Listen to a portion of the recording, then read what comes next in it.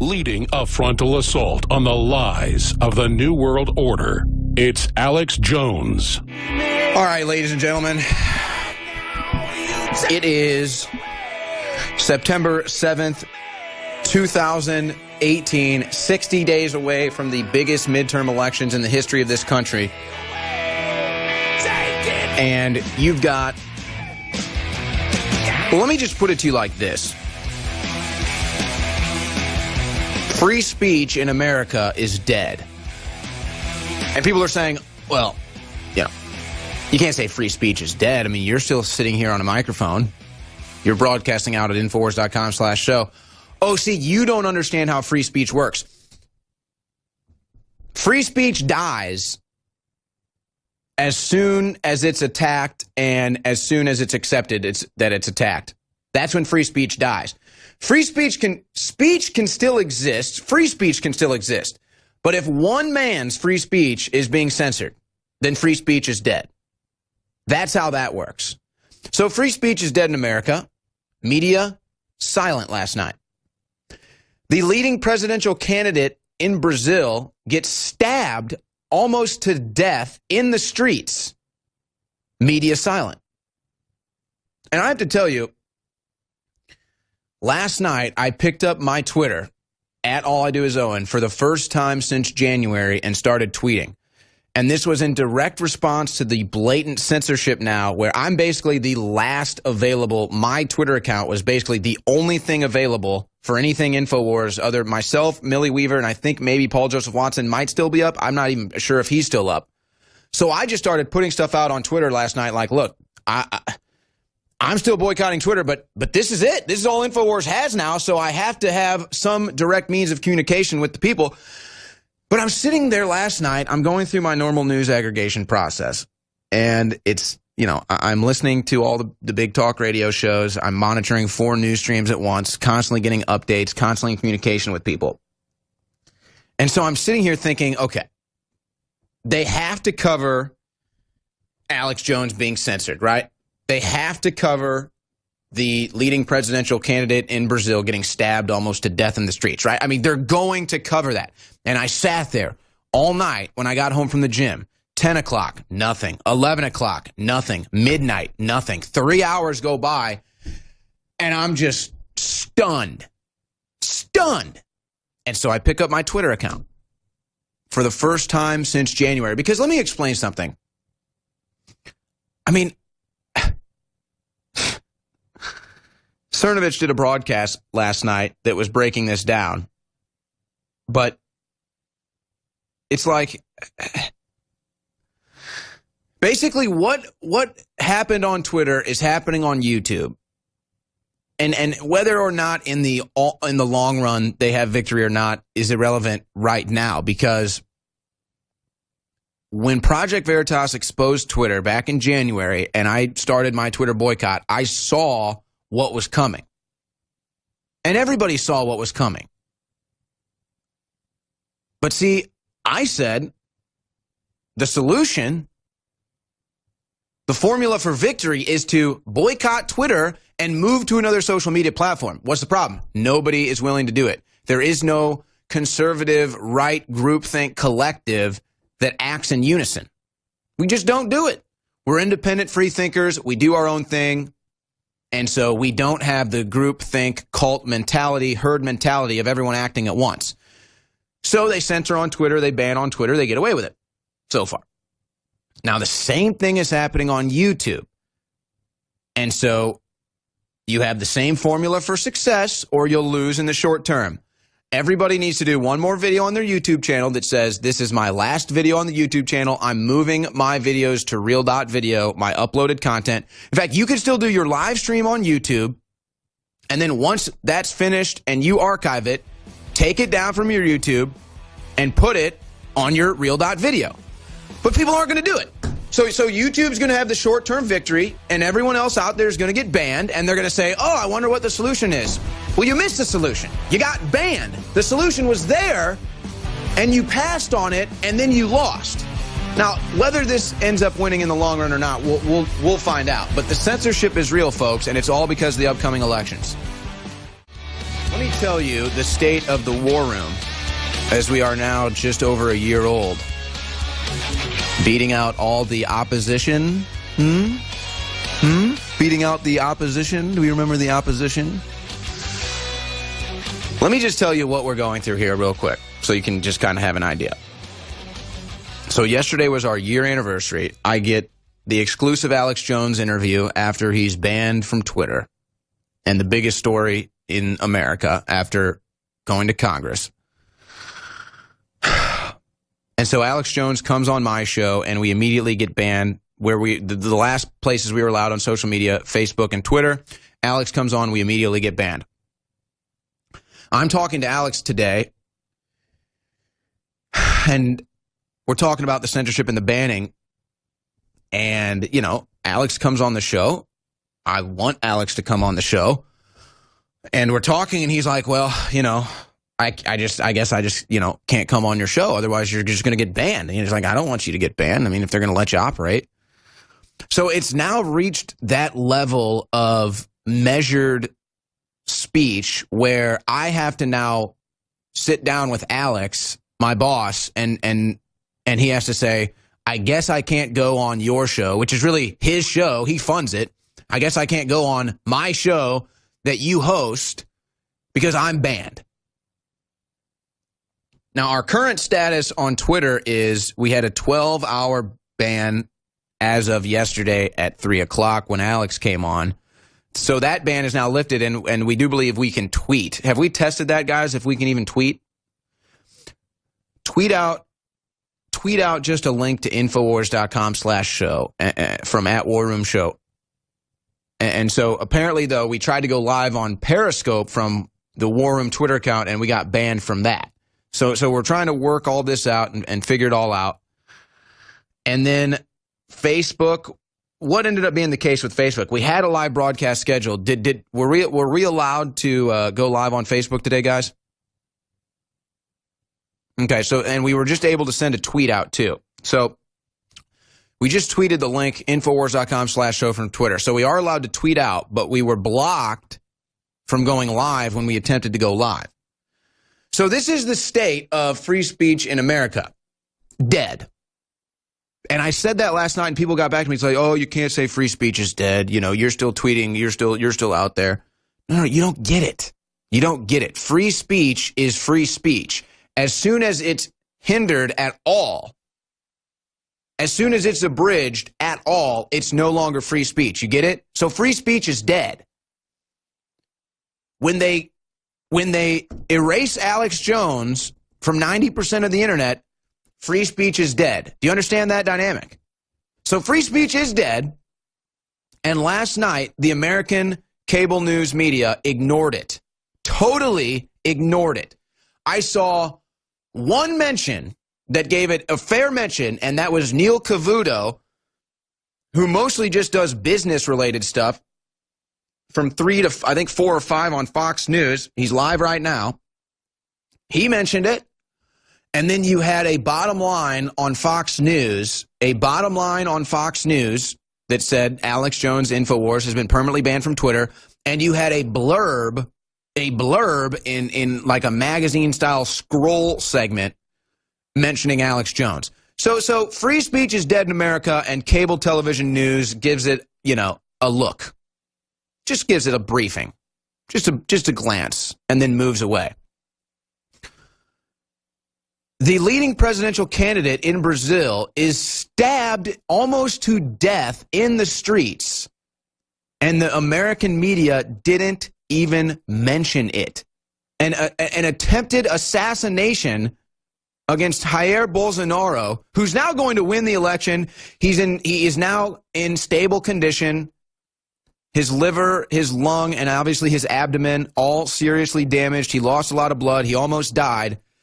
But they were able to save him. And, folks, let me tell you, this was such a dire situation. And I've got a lot of friends in Brazil that I've been talking to about this. And Brazilian Independence Day is this weekend. And Brazil is hurt by this. Even people that didn't like Bolsonaro don't like the way Brazil will now be perceived by the world by this story. Fortunately for them, the American media is ignoring it, so the perceptions might not even exist. But Bolsonaro is in the middle of the streets, crowd surfing miles in the middle of the streets, thousands of people in the streets. He gets stabbed, almost bleeds out, no hospitals nearby. The streets were so crowded, they couldn't even get an ambulance to him. I mean, we're talking about total emergency, dire situation, and he's able to scrape through with his life, and now he's going to win the election. And the American media didn't even cover it, ladies and gentlemen. Nobody even mentioned it. Now, why would that be? Because just like in the United States of America, Brazil has a nationalist uprising. And just like in the United States of America, there are radical left-wing protesters, not near to the extent in America, but they do exist in Brazil. They're just as dumb as the ones in America. In fact, there's people that go do videos like we do, where they go talk to these leftist protesters, and they are the dumbest. Just like in America, just like in the United States. They stand up. They have, this is how crazy it is. The former president of Brazil, Lula, is in jail for all the corruption and crime. And they have the liberals in Brazil so brainwashed, they think he's running for president. He's in jail. And so what do you have? A radical leftist. They've already got all the information on the guy. He was affiliated with the leftist party in Brazil. A radical leftist goes out and stabs the conservative candidate in the street to try to kill him. So you have radical left violence happening in America, the United States of America, and happening in Brazil, and the media won't cover it.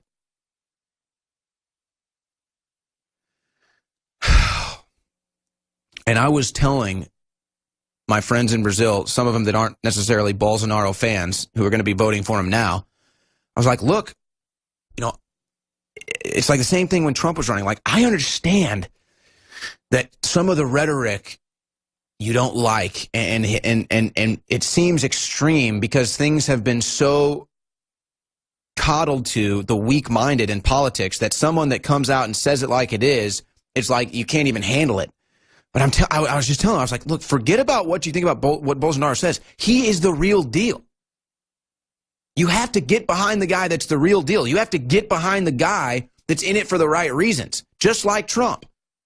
And just like they have tried to attack Trump, you had multiple people try to rush the stage to attack Trump. You've had, how many death threats do you think against Trump? You know, I mean, can you imagine what would happen to Trump if he was doing what Jair Bolsonaro was doing and he was out in the streets with thousands of his supporters crowd surfing him block after block, which would what would happen if Trump wanted to do that. But he'd get stabbed. There's some leftists that would shoot him or stab him. And they'd all celebrate it. And isn't that sad? Isn't that sad that people in America have become so spiritually corrupted that you know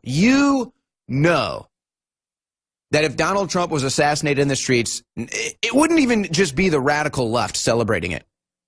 The media would celebrate it. The average left would celebrate it. The Democrat Party would celebrate it. Look, we didn't want to trash John McCain when he died. That was never our intention. You go back the first 2-3 days after McCain died, we barely mentioned it, maybe a little slide there, but we pretty much didn't mention it. Oh, but see, then they tried to revise history and tell you how big of a hero John McCain was. Then all of a sudden, the left-wing media and the Democrats that hated McCain and bashed McCain as everything under the sun for 8 years, all of a sudden loved John McCain. So while they tried to revise history, we had to correct it. We didn't celebrate the fact that he died. We weren't glad that people died. We were trying to correct the record where they're trying to revise history. You know, if they killed Donald Trump, the left in America would celebrate, and the media and everyone, and it's sick. And that's why they're ignoring all the left-wing violence in America, folks. That's why they ignore the left-wing violence. That's why they ignore it in Brazil. That's why they ignore it in America, because it's all a divide and conquer technique done by fake liberals and fake Democrats in the West. That's what this is. All right, I'm getting some new news coming in on censorship. People who are trying to restream Alex Jones on their Amazon Fire Stick, I'm not even sure what that is. But people trying to stream and restream Alex on Amazon are now getting canned responses saying Alex has been banned from anything Amazon. And can I get those? Let me get those emails as soon as possible. So what was it? I think it was Monday. Monday, my personal YouTube channel, Owen Shroyer, got banned.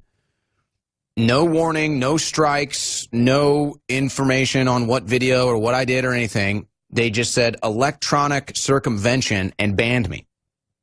Well, one can only be left to assume, since they won't tell me, that electronic circumvention would be me live streaming Alex Jones, which I wasn't doing, me live streaming the War Room, which I wasn't doing. So I didn't rebroadcast anything that was already banned. I wasn't even doing any live broadcasts.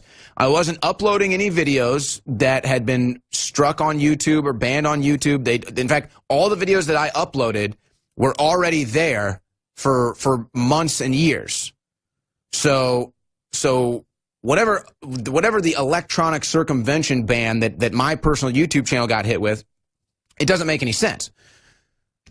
What it is CNN and other liberals out there that want to censor free speech and take America down, flagging my channel saying, look, it's InfoWars, you have to ban them. And then the YouTube team just responding, assuming that that's what's going on, and just banning me. And then when I challenge it, and I say, wait a second, there's no electronic circumvention here. I'm not restreaming anything. I'm not airing any banned content. All the content I'm putting up has already been on YouTube for months and years. I'm not streaming anything live. So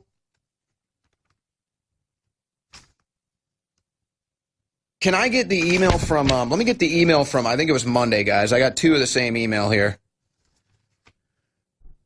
And so I challenged it, and I assumed I would win. Uh-oh, but then they sent me, there's Mondays. We'd like to inform you that we've received a circumvention of technologies complaint regarding your YouTube account, Owen Shroyer. Upon review, we've determined that activity in your account violates YouTube's terms of service. As a result, we've terminated your account. Circumvention of technologies. I hadn't uploaded a video in 5 days. I hadn't done a live stream in a long time. There were no Alex Jones. The only videos I was putting up were my videos that have already been on YouTube for months and years. And then CNN flags my channel to YouTube saying, look, this guy from InfoWars is still allowed to exist. You have to take him down. And then, boom, they hit me.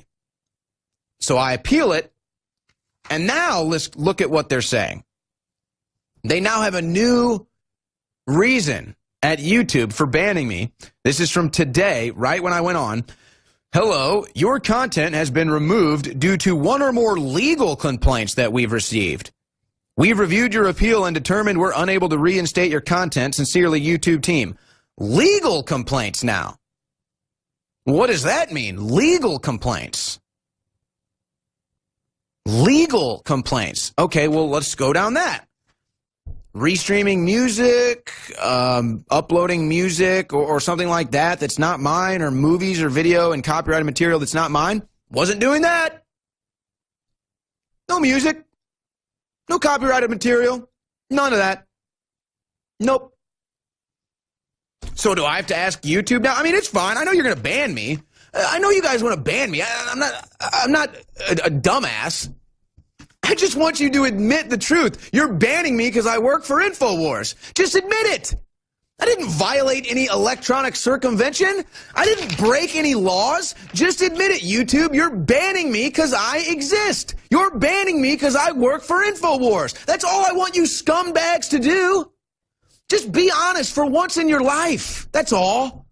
You can't, though. You're total phonies. You're total frauds that are trying to steal the upcoming election. And it's not going to work. So I'm going to reply to this, and I'm just going to ask him, what legal complaints? I mean, if I'm receiving legal complaints, don't you think I should know? I might need to hire a lawyer. So I'm going to have to reply to this, too. And again, I know that YouTube's going to shut. Whatever, fine. YouTube doesn't want me. I get it. I just want you guys to admit it. That's all. Just admit it. Just admit you're banning me because I work for InfoWars. Will you just admit it? Oh, but you know what? They can't admit it. You know why? Because they're total liars. And they know as soon as they admit that, they admit to censoring free speech, they admit to meddling in elections, they admit to having a political agenda, and they admit to having bias. And so they'll never admit it. But I'm going to keep pressing them on this. Because you blew it. You see, with Alex, you knew you had to have a story, and you knew you had to have collusion to take him down illegally. And so you made up a false narrative about battle rifles. You made up a false narrative about Sandy Hook. You made up a false narrative about Florida school shooting. So you made a bunch of false narratives up about Alex. You printed thousands of articles. You dehumanized him, demonized him, character assassinated him, and then removed him. And then you used the straw man that you built as the reasoning, and you used the lies that you told against Alex as the reasoning. See, you don't think I'm a person at all. You know Alex has millions and millions of fans worldwide and is bigger than you. So you just thought you could just stomp all over me and that I wouldn't really fight you. But I'm going to fight you. And I'm going to ask you what legal complaints you received because, you know, maybe I should get a lawyer involved. Because if I'm breaking the law and people are complaining legal complaints, I need to know about it. So maybe I need to get a lawyer involved here. Oh, but you know what? There's already multiple lawsuits going on against the censorship right now on Facebook and Google and YouTube. One or more legal complaints that we've received. So first they say electronic circumvention or whatever it was, technology circumvention, which is them because of a complaint they received from CNN telling them I'm restreaming InfoWars content, which was not true. So I challenged them on it. They realized it was not true. So what they do, they changed the ban from technological circumvention to one or more legal complaints that they have received. Well, who? Received from who? What laws did I break? What are the complaints? First you said technological circumvention. Now you're saying legal complaints 2 weeks later. So what's the truth, YouTube? The truth is you're censoring free speech. The truth is you're anti-American scum. The truth is we caught you red-handed. You know, there's a certain individual that wants to have a spat with me on Twitter today. Now that I'm back, everybody wants to have a spat with me. But you know what's funny? You cowards will never come on my show. None of you cowards will ever come on my show to debate me in real time. None of you. None of you will ever come on my show and debate me in real time. You cowards. You total cowards. You weak-kneed, oh my, yellow-bellied cowards. So you know what? This is why I always hated social media, and I don't care if I get banned on social media, because I like the real world a lot better. Because you know what happens in the real world when you get challenged on your ideas, and you get challenged on your intellect, and you get challenged in real time in the 3D dimension on your creativity and your abilities? You know what happens? The phonies and frauds that sit behind their Twitter accounts get totally exposed. The phonies and frauds that sit behind their makeup and all their cameras and their suits and ties, like the Marco Rubio and all the other people in the fake media like the Oliver Darcys, what happens in the third dimension when you confront them in real time? They back down, they show you they're yellow-bellied, and they show you how cowardly and phony they really are. So you know what? I'm going to go ahead. You know what? We've been allowed back on. The War Room Show is back allowed live on Twitter. I talked to Alex about this, and I want Alex on the show. Like, I want Alex on the show right now. But he's like, oh, and he's like, I'm just not going to come on anymore. They're just going to ban you. He's like, they're just going to ban you. You're still allowed to exist. Just let it go. So that's where we're at. And here's the saddest part about it. We all know what's going on here, folks. And because people are so committed to their hatred and the things that they've done and the things that they've said in their hatred are irreversible and they can't take back, they have to commit to it. And they have to commit to their ignorance. And because of their pride and arrogance, they'll never admit that they were duped. They'll never admit that they were deceived. So they're going to go down with the sinking ship. And you saw it all day today from the dumbest people in this country praising Barack Obama for his speech today, and they don't even understand how that speech, Barack Obama's speech today, was actually a death nail, was actually like a heat laser beam onto the blue wave, and it just totally evaporated. You don't get it. Hillary Clinton didn't win the election. Did you forget that? Did you forget Hillary Clinton lost? Do you remember who campaigned for Hillary? Obama? If you want 8 more years of me, vote Hillary. She lost. And I bet you Obama's speech was so bad today. The ratings from Obama's speech, or the response from Obama's speech, was so negative today. He's got 4 more speeches coming up. Ohio, Pennsylvania, California, I think New York. I bet you they cancel at least one of them, if not all of them, because that's how bad Obama's speech was. But notice where he's going. Illinois, where they're afraid it could go red. Outside of Chicago, Illinois in the 2018 and 2020 election will be entirely red outside of Chicago. Mark my words. Mark my words, the state of Illinois is in the balance right now and could go red. That's why Obama went to Illinois. Where's he going next? Pennsylvania, another swing state where they normally rely on the Democrat votes of Pittsburgh and Philadelphia to swing the election. Well, guess what? Pennsylvania just went red. It's going to go red again, and that's why Obama's going to Pennsylvania. He thinks he can change it to blue. You lost once, you're going to do it again. And then he's going to New York to energize the radical liberals there. And then he's going to California to energize the radical liberals there.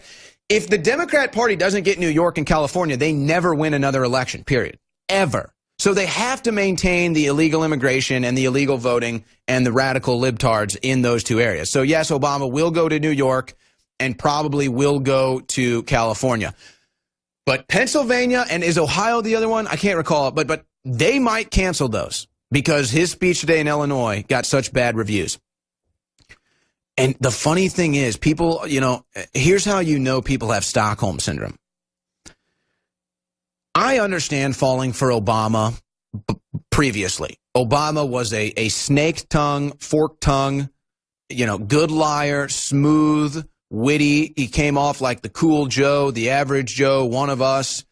So his propaganda was powerful, and he deceived millions of Americans. And those millions of Americans have admitted that they were deceived, and they've so far come over to the Trump side. But this is how you know Stockholm Syndrome exists and how the total brainwashing exists when Obama can go out and give a speech like he gave today, which I'm going to play some in the next hour. And then I'm going to play some of Trump's speech so that you can see the dichotomy. So here's an Obama speech. America sucks. The jobs will never come back, but they did come back because I have a magic wand. So here's Obama who says the jobs will never come back. What does Trump have? A magic wand. Then the jobs do come back. Obama gives a speech today saying, well, I brought those jobs back. Well, where's your magic wand? He sits there, he trashes America for an hour today at the University of Illinois in Champaign-Urbana, Illinois. And he trashes America for a whole hour. And the left loves it. And they think, yes, finally, we have someone again. See, they've been missing out on somebody like Obama who's willing to go out there and tell you how much they hate America. And so finally, they got their high, they got their drug of Barack Obama trashing this country, pissing all over this country, lying to you about this country, your confirmation bias, and your swaller, and your hatred. Because honestly, you know what's sad about it? Most of these individuals feel like they never reach their potential, and so they blame everyone else for it. Instead of internalizing it and trying to better themselves, they say, wow, the system was rigged against me. Obama then confirms that bias, and then they live the rest of their lives hating everybody and living in misery because someone like Obama kept them down. See, don't you get it? Obama is keeping you down. Trump is trying to lift you up. Trump is telling you you can do it. Trump is telling you the jobs market is great. Trump is telling you you can build. Trump is telling you America is great. And it's all true. Look at the numbers under Trump. And then what does Obama do? Obama says, F America. America sucks. America's racist. You can never make it in America. America's out to get you. America's rigged. You'll never be successful. And then these people who, for whatever reason, don't feel accomplished in their life, don't feel like they are where they need to be, they listen to Obama, they get the confirmation bias, and then they project all of their hatred on misery on everyone else and blame them, even though deep down it's all a deep rejection of the fact it's their own fault. I'm not meaning to pontificate here and wax poetic on the psychology of these brainwashed liberals. It's just, I just wish they could see the light. I mean, I haven't even plugged, and I've been on air for 3 segments. It's just this bothers me. This is why I left sports media, man. You realize? I mean, I used to go hang out with athletes on professional football fields and baseball fields and shoot the crap with jock. I mean, I gave it all up because I'm trying to save this country. Because I was once a brainwashed fool. I was once a total moron. I was once distracted by balls in a field in a competitive sporting event. I get it. I was there, bro. I'm trying to free you from that. I'm trying to free you from the bread and circus. I'm trying to free you from the plantation of child's play. And so they sit here and they watch football and the baseball and all the other nonsense and the bread and circus and the entertainment has to offer you. And they don't even realize how they're in a literal spy thriller and they're not even in Kansas anymore. We're talking about weather weapons. We're talking about social engineering. We're talking about cancer in the vaccines. We're talking about them intentionally putting fluoride in the water. We're talking about global population control. I mean, this is all going on, and you sit here and suck from the teat of Obama because he tells you how bad America is, and that's just what you love to hear. Yeah, tell me how America sucks, because now I can be a piece of crap and just blame it on America. You pathetic scum. See, this is why I got off social media, because it really is mentally unhealthy. Because I shouldn't have to sit here and respond to all the low-life, ignorant buffoons that get on Twitter and reply to my tweets. And I usually don't. That's the thing. This is why I gave social media up. I don't have time for it. I don't want to go sling mud with the morons of society. Oh, look at this. Fox Business is covering the Brazilian presidential candidate stabbed in the streets. See, the crew is saying this. They're like, hey, why did Fox News just steal our headline? I'm not exaggerating, folks, and I'm not mad at Fox, but I'm telling you, our ratings are going through the roof. Everyone in D.C. talks about InfoWars. Like, these people that live are in D.C., all they hear about is Alex Jones and InfoWars, and they're like, why doesn't anyone talk about Fox? Why doesn't anyone talk about what we're doing? Because you're boring. You don't know how to jack into the mainstream matrix. We do. And so let me just tell you, and I never talk about this, but if you pay close attention, you'll see a lot of the times people on Fox News are, I won't say stealing content, because they're not stealing content. I don't care. We're free to air. I'm saying that people in media now look at InfoWars to determine where they're going to go next. We now create the narrative, and that's what they can't stand. That's why they're trying to ban us and censor us, but they don't understand. That's just going to give us more power.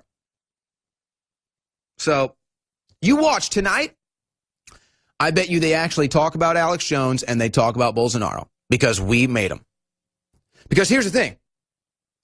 When they tune in and they hear this at InfoWars, and then they go and they tune on the TV and they don't hear any of it, they say, why aren't they talking about that? And then they realize, I guess they really don't want me to be as informed as possible. I guess they really don't tell me what the big news is. So I've spent so much time ranting, and I haven't gotten any news. I haven't given out the phone number.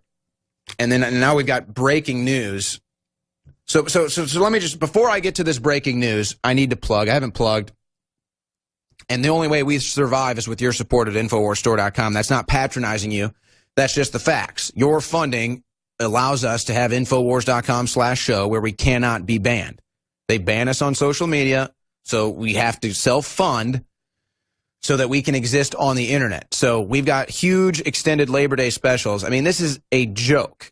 Alex should have ended this special on Monday after Labor Day, and he's continued it. 50% off almost, I mean, it's the list of supplements that are 50% off right now is too long to sit here and read off. Ultimate Bone Broth, Bodies, the Real Red Pill, Knockout Sleep Aid, Super Blue fluoride-free toothpaste, Super Silver colloidal immune spray. I mean, it just goes on and on and on and on. It's the extended Labor Day special. So take advantage of that. Check out everything at InfoWarsStore.com, and an exclusive for the War Room audience. An exclusive for the War Room audience. The brand new InfoWars tumbler. I've got my hexagon logo tumbler right here. $5 off with coupon code WARROOM at InfoWarsStore.com. There it is, the brand new. Now, I have the InfoWars hexagon logo tumbler right there. But there are 4 different styles to choose from and 2 different sizes. And all of them, you can get $5 off with coupon code WARROOM at InfoWarsStore.com. So take advantage of coupon code WARROOM. Get $5 off your brand new InfoWars tumbler at InfoWarsStore.com. All right. Now, I've got some other stuff I need to get to as well.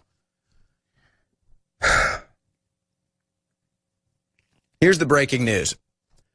George Papadopoulos gets 14 days in prison. First Trump campaign aide sentence in Mueller probe. Now, I have to deal with people today that told me, I'm not kidding you, and I'm just done on Twitter. I can't deal with this. Honestly, my IQ goes down when I'm on Twitter. Let me explain how my mind works real quick. Because I'm watching something on Fox News, which was a great segment earlier today. Here's how my mind works, okay? My mind is like a line of dominoes.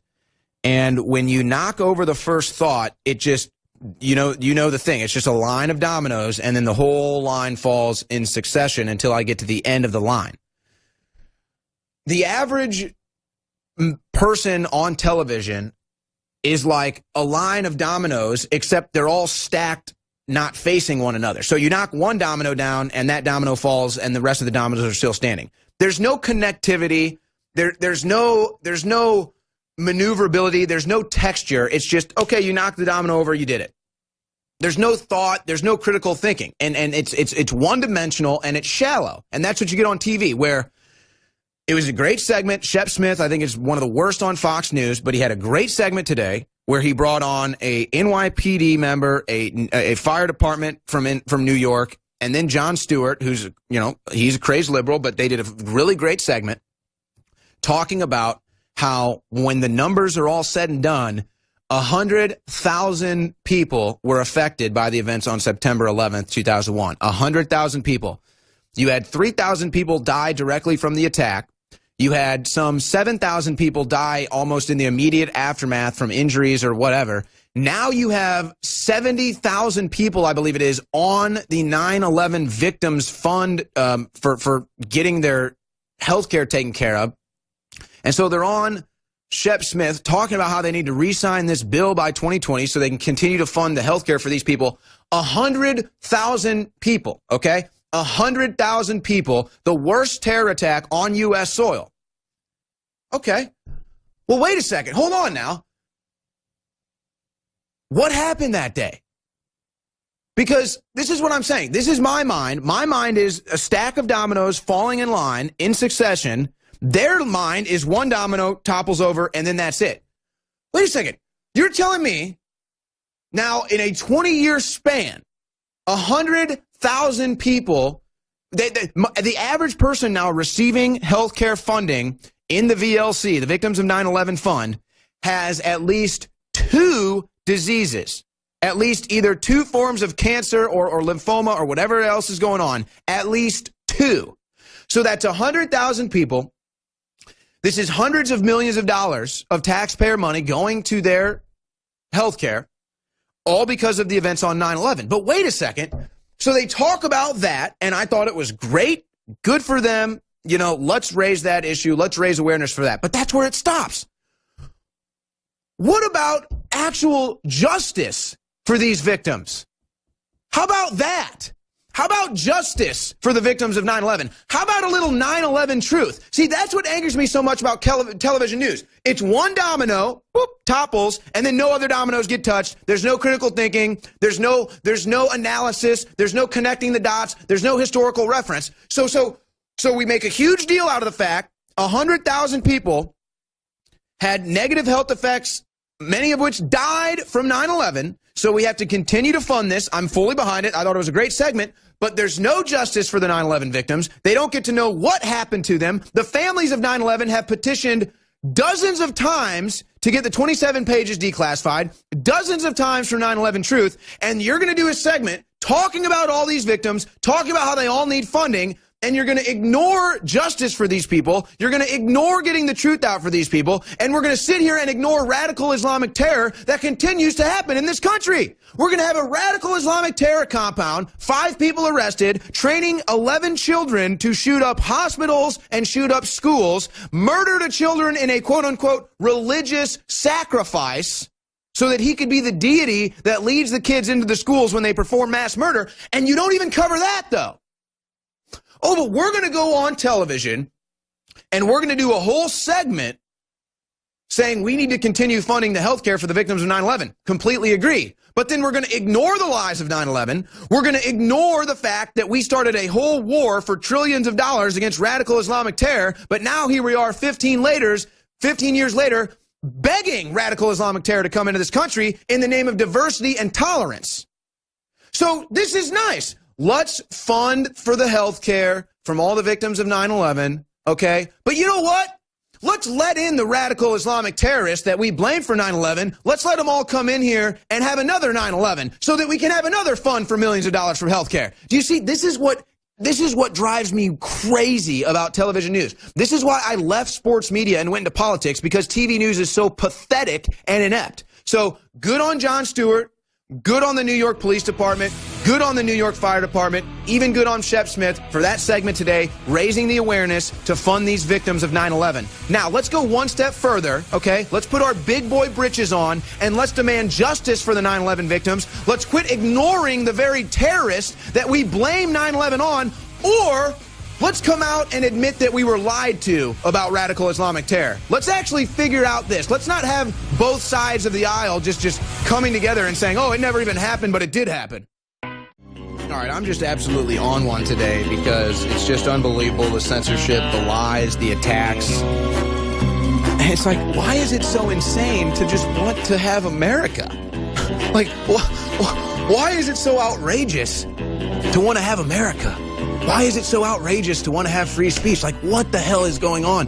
How are these brainwashed masses so dumbed down and ignorant? Why do they choose to be dumbed down and ignorant? Why do they commit to their ignorance and stupidity? Wow. And I didn't even get to the point I was making here, where the breaking news is George Papadopoulos sentenced to 14 days in prison and the first campaign aide sentenced in Mueller probe. And I have these dumbass liberals saying, go on Twitter and look at it for yourself. This is the 7th member of the Trump campaign team that's been sentenced to jail and prison and then line and this. And it's like, no. You don't even have your facts straight.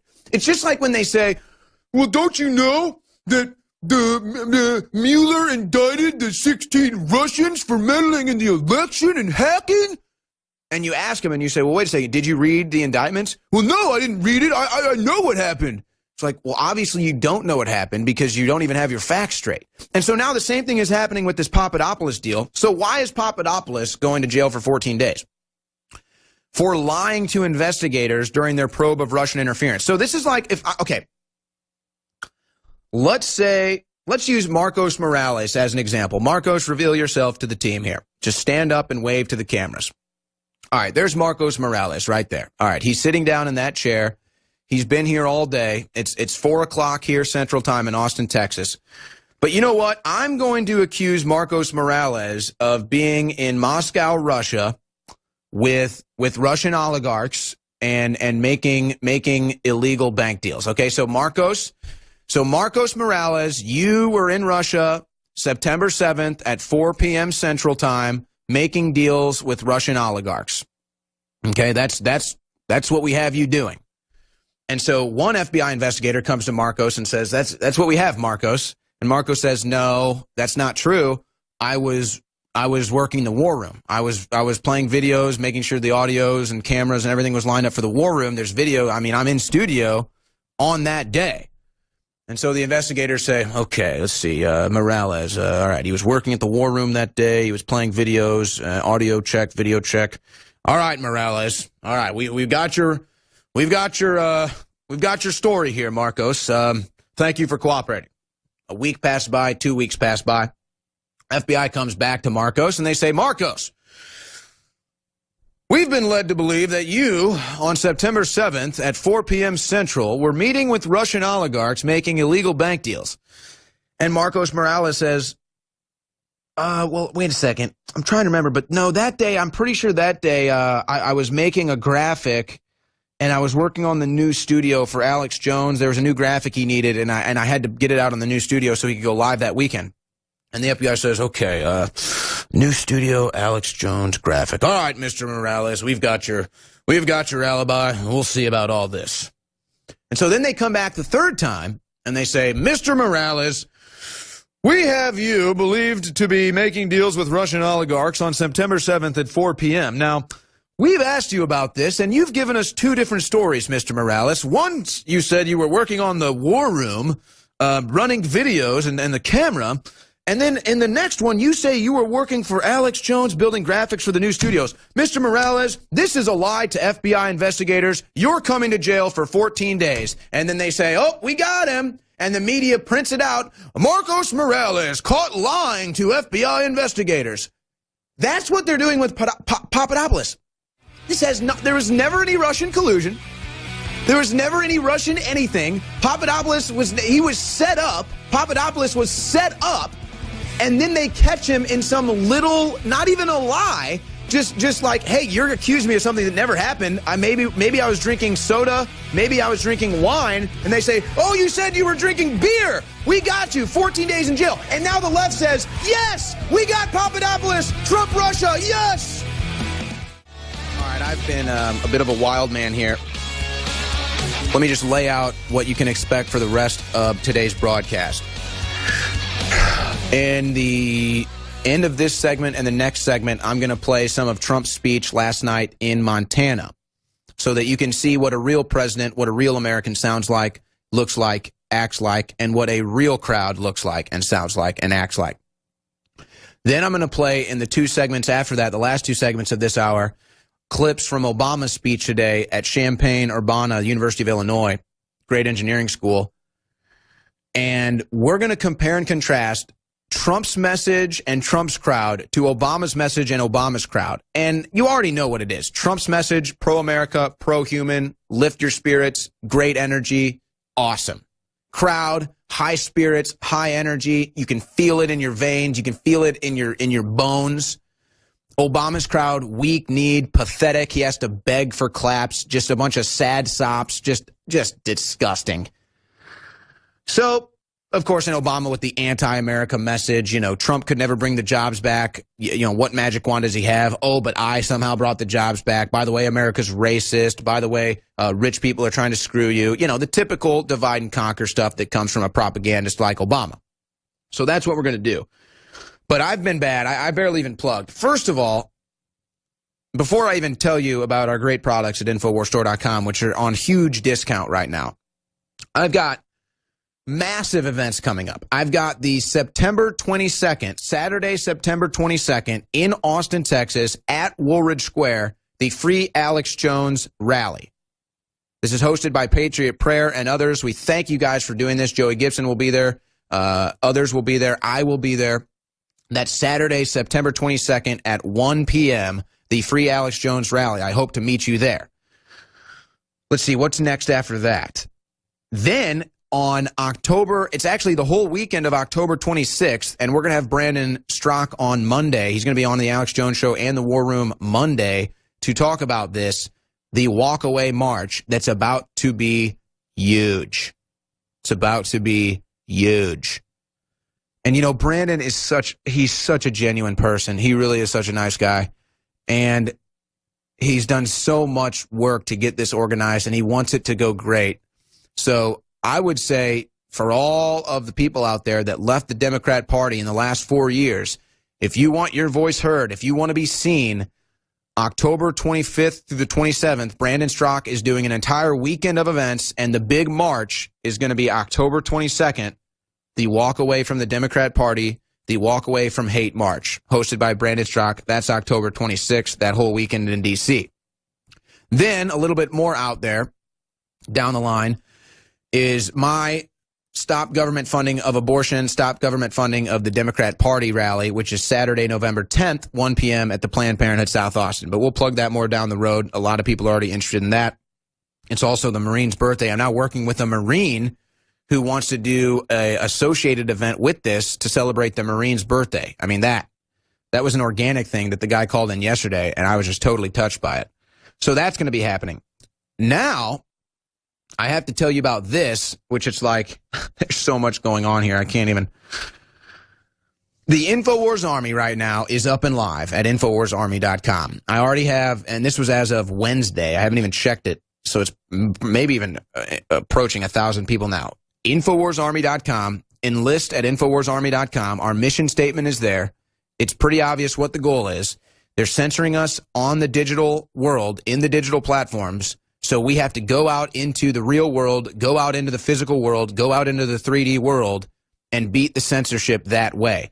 Now, I don't have millions and millions of dollars. I don't have a bunch of organizations backing this. I have me, and I have this broadcast, and I have the audience. And I have $10,000 to give for a first-place prize for the biggest stunt, the biggest red pill, the biggest red pill put out into the real world by whatever member of the InfoWars Army does it. You get $10,000 before the midterm election. So you have 60 days. Now, this week was all about building the database, directing you to InfoWarsArmy.com, and getting the wheels in motion, telling you about the plans.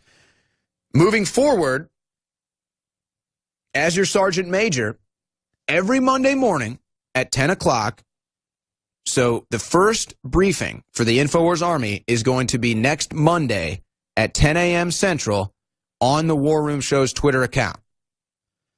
So every Monday around 10 o'clock, you will be getting an email from me, and you will have a InfoWars Army briefing every Monday morning at 10 a.m. So that's how we're moving forward with this. And I already have a lot of people telling me ideas. I've already got business owners showing me how they're broadcasting InfoWars live at their businesses all day long. So there's other ways that you can get creative and do other creative stuff. I've got other ideas I've had people send me too. But most of this is going to be happening, folks, because this is going to be mostly an organic type of campaign. So it's going to be pretty much, you're going to be hearing from me for about an hour or two every Monday. You're going to get the email, and then we'll have some other communications behind the scenes. But most of this, the onus is on you to go out there, come up with the ideas, and get these things done in the 3D world. Now, I haven't even mentioned the fact that right now at InfoWarsStore.com, we've got brand new InfoWars tumblers, and with coupon code WARROOM, you get $5 off. $5 off your brand new InfoWars tumbler. And there are 4 different designs. You've got the brand new InfoWars hexagon logo. You've got the InfoWars snake and flag shield logo. You've got the classic InfoWars block logo. And then you've got the mean as a Wolverine Trump logo. So 4 different logos available on the InfoWars tumblers, and there's 2 different sizes as well. It's at InfoWarsStore.com exclusively, and with coupon code WARROOM, you get $5 off. You enter coupon code WARROOM at checkout, you get $5 off your brand new InfoWars tumbler. But while you're at InfoWarsStore.com, check out all the great specials we have going for Labor Day. The Labor Day specials have been extended through this week, maybe through the weekend. I wouldn't count on it, though. So you might want to get to InfoWarsStore.com before the Labor Day special extended is ended. 50% off top-selling, top-rated supplements like the Ultimate Bone Broth, the Bodies, the Knockout. It's all at InfoWarsStore.com. It's all powerful. All right, now, let's go, guys. Cue up President Trump. Last night, President Trump was in Montana, energizing his base, energizing the crowd, crushing the fake news media, crushing the globalists. Let's go. I'm just going to play some of this speech. We're going to play more of it in the next side. And then we're going to compare and contrast that to Obama's anti-American speech today, and then take your calls in the third hour. Let's go to President Trump last night. I think something's going to happen. Take your time. I say, we take your time. Sanctions are on. But think of it. We got back our hostages. I didn't pay $1.8 billion. We got back our hostages. Paid nothing. We paid nothing. Yeah, Obama gave Iran $1.8 billion. But it's funny, you know, what? because other than NATO, because I got them to pay billions and billions of dollars more, because we're paying for NATO. We're paying this massive percentage of cost. We're protecting Europe. But I got them to pay billions of dollars more, and the fake news said he wasn't respectful to the leaders of other countries. And they're right in a way, because I said, listen, folks, I'm sorry, you're going to have to pay up. You got to pay up. You're delinquent. You know, in real estate, we say you're delinquent. And somebody asked me, it's really amazing they never covered this, because if they do, they would have said this is terrible. One of the leaders in front of the others, 28 nations, one of the leaders, who I get along with all fell. They respect us now because they couldn't believe. For years, NATO spending was going like this. And by the way, this is spending to protect them against Russia. You know, they keep talking about Russia. We're protecting. I got them to pay billions of dollars more. Yeah. Okay? But yeah, exactly. Everything Trump is doing really would be construed in a real world as anti-Russia. All right, bring Trump down. We're going to bring him back up here in the next segment. It's just so ridiculous. So yeah, here's President Trump saying, I'm fighting for fair trade. I'm fighting for fair deals. We're getting ripped off financially. You know, the left wants to complain about all the poverty in America. Well, maybe if we didn't just give our vast wealths away, give our vast manufacturing away to other countries, maybe then we wouldn't have so much poverty here. So here's Trump saying, we can be rich, we can be wealthy, we can be powerful. We just have to make fair deals. Now, we're going to have more from Trump, but Obama doesn't say that. Obama says, screw America. We Americans aren't dead yet.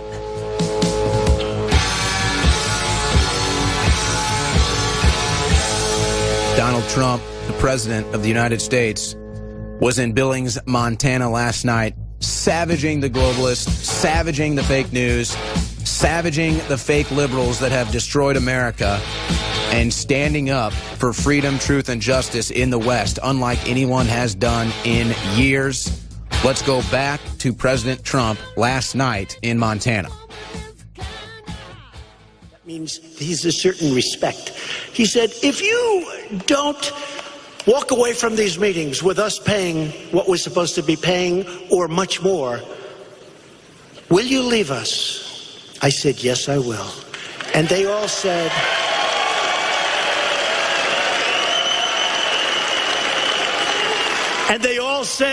we'll pay.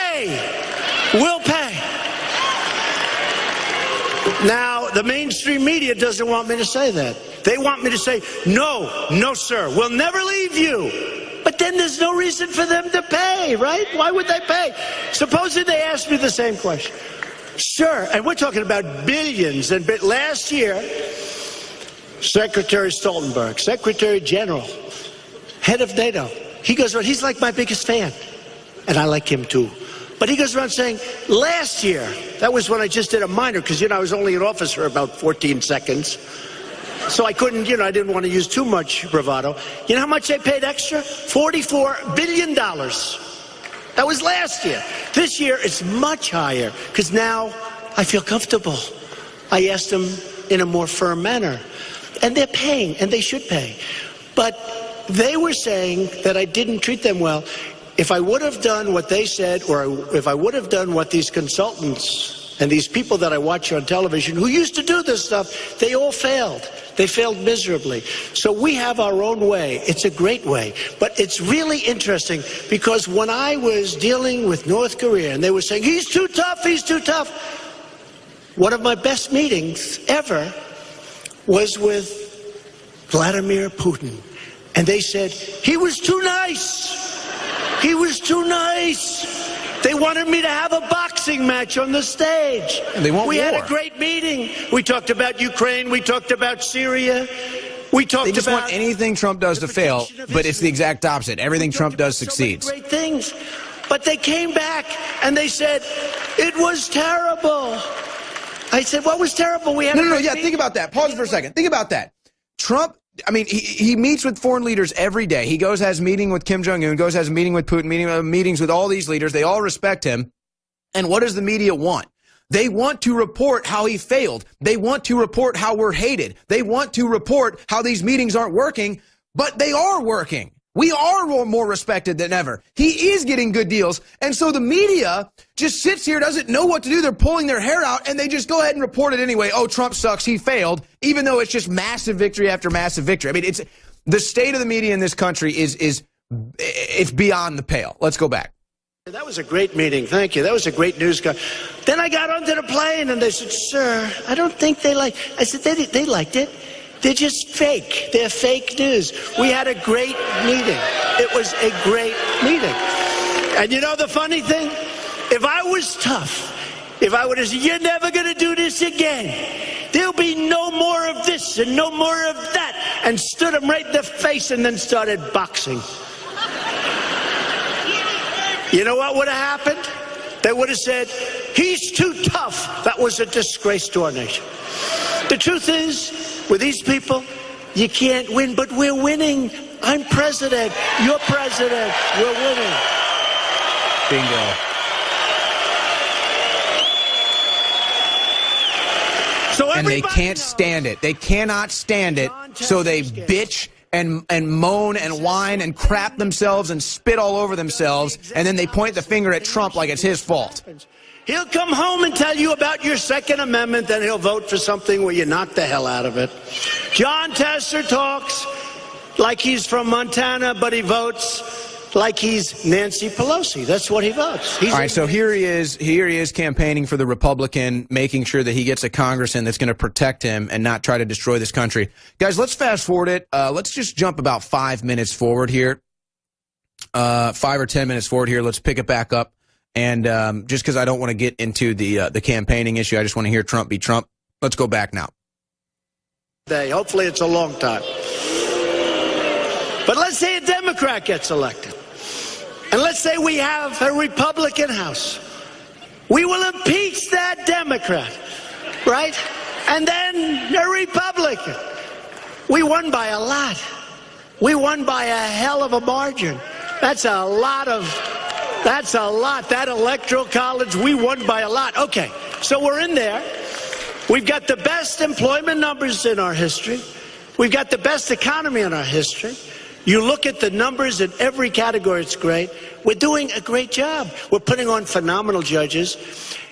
And you take that and you do. Then what you're going to have is you'll have a country that's going to turn into a third world country. Because if the opposite party becomes president, every time before it even starts, before you've even found out whether or not he or she is going to do a great job, they'll say, we want to impeach him, and you'll impeach him. It's so ridiculous. But we'll worry about that if it ever happens. But if it does happen, it's your fault because you didn't go out to vote. Okay? You didn't go out to vote. No, but he's right. We have the numbers. All we have to do is vote. That's the only way it can happen. He's 100% right. I'll be the only president in history. They'll say, what a job he's done. By the way, we're impeaching him. Today's Democrat Party. Yeah. No. Okay, exactly. Let's impeach the president of the United States to crash the stock market, crash the economy, destroy America, and cause a civil war. By haters, absolute haters, left-wing haters, angry mobs, deep state radicals, and their fake news allies. Those people are the best. They're the best allies of them. Yeah, they hate America. They hate you. I mean, they hate free speech. Washington Post. They hate the Constitution. They hate the Bill of Rights. Never get a good story. I mean, you look at this horrible thing that took place today. It's really, is it subversion? Is it treason? It's a horrible thing. Even, you know the good thing about that? Even liberals that hate me say, that's terrible what they did. And it is really terrible. You know, when I won the election, the New York Times... let's take Trump down on that note because it's so key. And there you have Trump, pro-America, pro-jobs growth, just truth, bashing the mainstream fake news. I mean, all of it, just exactly what you want. And we'll compare that to Obama, the scum, in the next. But it's just so true, ladies and gentlemen. It's just like in Brazil. The hateful left in Brazil that just stabbed Bolsonaro in the streets almost to death just won him the election. It's like, they don't understand. The radical element of the left wing in America, the radical element of America right now is so unhinged, so insane, so vitriolic, so hateful that even the average person that might agree with them politically sees how disgusting they are, sees how hateful they are, and wants to separate from themselves from that element altogether. That's why Trump's going to win again. That's why Bolsonaro is going to win again. The left-wing hate is killing themselves. You know, we need to remember, we need to pray for the brainwashed souls and the brainwashed masses that still fall for the propaganda of Barack Obama, that are going to hide behind an FBI and a CIA that 2 years ago and beyond would have said is corrupt, inept, and needs to be investigated. Now all of a sudden they love it because they're attacking Donald Trump. It just shows you how phony they are. And they're going to fall for what the deep state elements of the FBI and the CIA are doing to try to bring down President Trump and arrest all of these people like Papadopoulos, who just got sentenced to 14 days in jail for quote-unquote lying to investigators about something that never even happened. Well, you can lie about something that never even happened and get jailed for it now via the FBI and the CIA and the Mueller probe. So that's what's going on. And the left is going to celebrate those events. And they're going to cling to Obama emerging from the cave he was hiding in because he knows he's guilty of crimes so unimaginable that he's been so afraid to show his face in public until now he has to make sure Democrats win in the midterms so that they can impeach Trump. But it's not going to happen because Obama's poison. That's why Hillary lost. And so we just have to remember to pray for the soul-sucked, brainwashed minions that still fall for the fork-tongued liar, Barack Obama, who's one of the smoothest propaganda artists that has ever lived, truly. And it's really sad to see the brainwashed left falling for his fake rhetoric and falling for his fake narratives. But even sadder, finding common ground in the hatred for America and the hatred for the traditions, values, and people that built and maintained this country. That's the more sad part to it. You understand, you can understand falling for propaganda, being brainwashed by propaganda. It's powerful stuff. It's reverberated. It's intensified. It's confirmed. So in one aspect, you can understand falling for the propaganda. We've all been there. But to find common ground with someone like Obama because of your hatred for America, because of your hatred for white men, that's what's really sad about this more than anything. And it's sad that Obama knows that people feel that way and that he can use that hatred to divide and bring this country to its knees. And so what you're going to have is a bunch of radical leftists, totally brainwashed, who are going to sit here and celebrate the fact that you've got Manafort and all these other names that they're going to claim are caught and guilty and they're felons and they've all been caught. And you say, well, for what? Do you really think Trump colluded with Russia? And the craziest thing is they're going to have to admit it. They're going to have to say, yeah, Trump colluded with Russia, even though they all know it's fake. So just think about the average leftist right now. Think about the average Democrat that is now committed to consciously, pathologically lying, and they're going to stand by this fake narrative that Trump colluded with Russia, even though they all know it's fake, folks. They all know it's fake. Every single one of them. Every Democrat, every street liberal, they all know it's fake. Everyone in the media. Van Jones got caught admitting it. Even Eric Swalwell went on Tucker Carlson on Monday and said, you know what? We have no evidence of Russian collusion. The same Eric Swalwell that went on Tucker Carlson 10 times previously and said, I've seen the evidence. We have the evidence. Even Eric Swalwell is now admitting on Fox News with Tucker Carlson they have no evidence. So just understand it. Everyone that tells you Trump colluded with Russia knows they're a liar. They're consciously choosing to be pathological liars now. And it's sad. It's sad that you find common ground in hatred for America and that you then try to back that up by committing to a pathological lie that you know isn't true. You know there's no Trump-Russia collusion. You just go along with it because you are dying to get the high of seeing America fall. That's what it's really all about for you. And it's your own birthright and it's your own prosperity that you're dying to see come to a crashing halt. So let's now go to Obama. The radical leftist Barack Hussein Obama who gave $1.7 billion in cash to Iran, had $66,000 pizza and hot dog parties, had more black people on welfare than anyone else ever.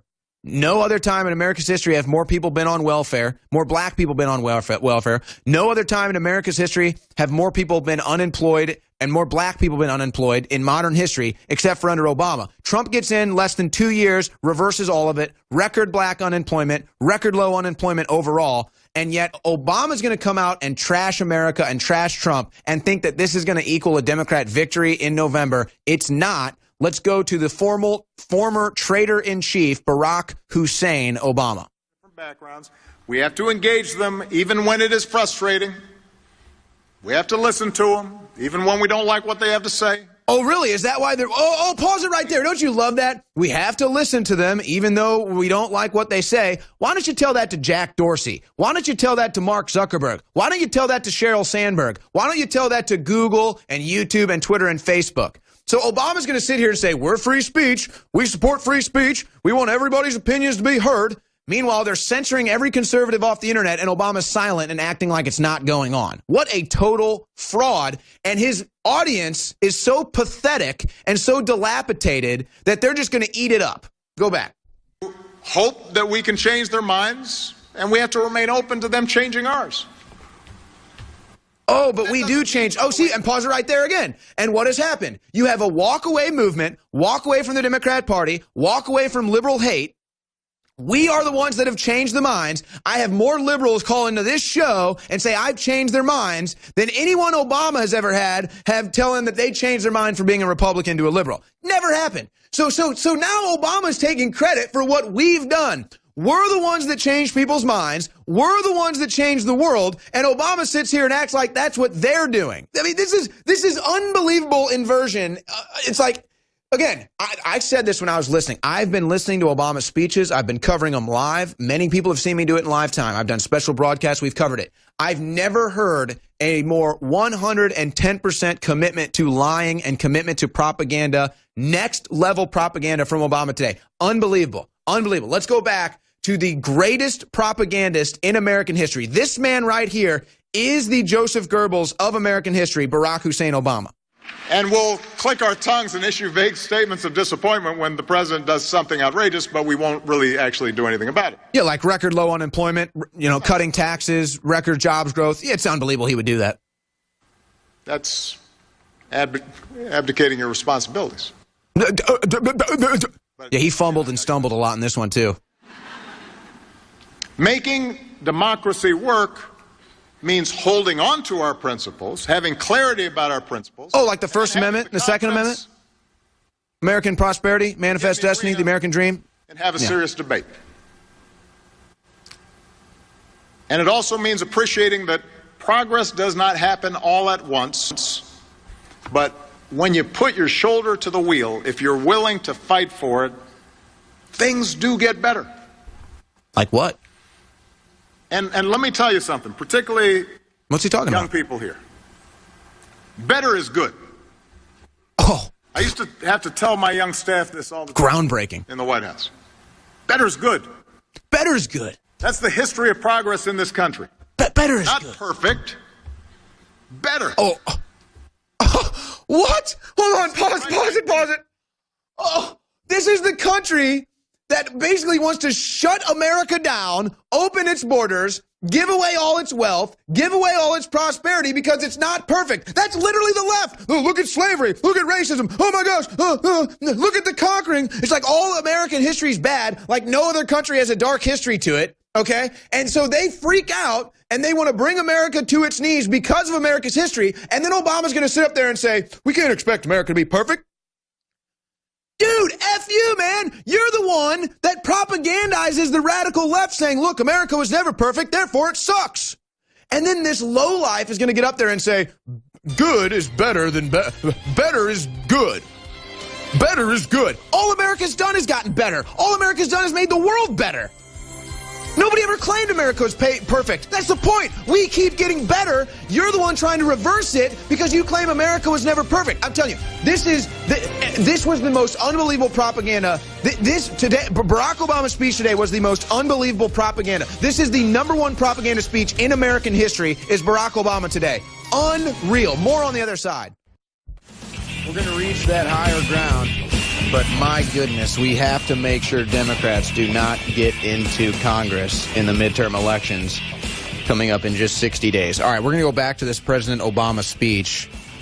But let me just reiterate this. I'm telling you, today's Obama speech is a demarcation line.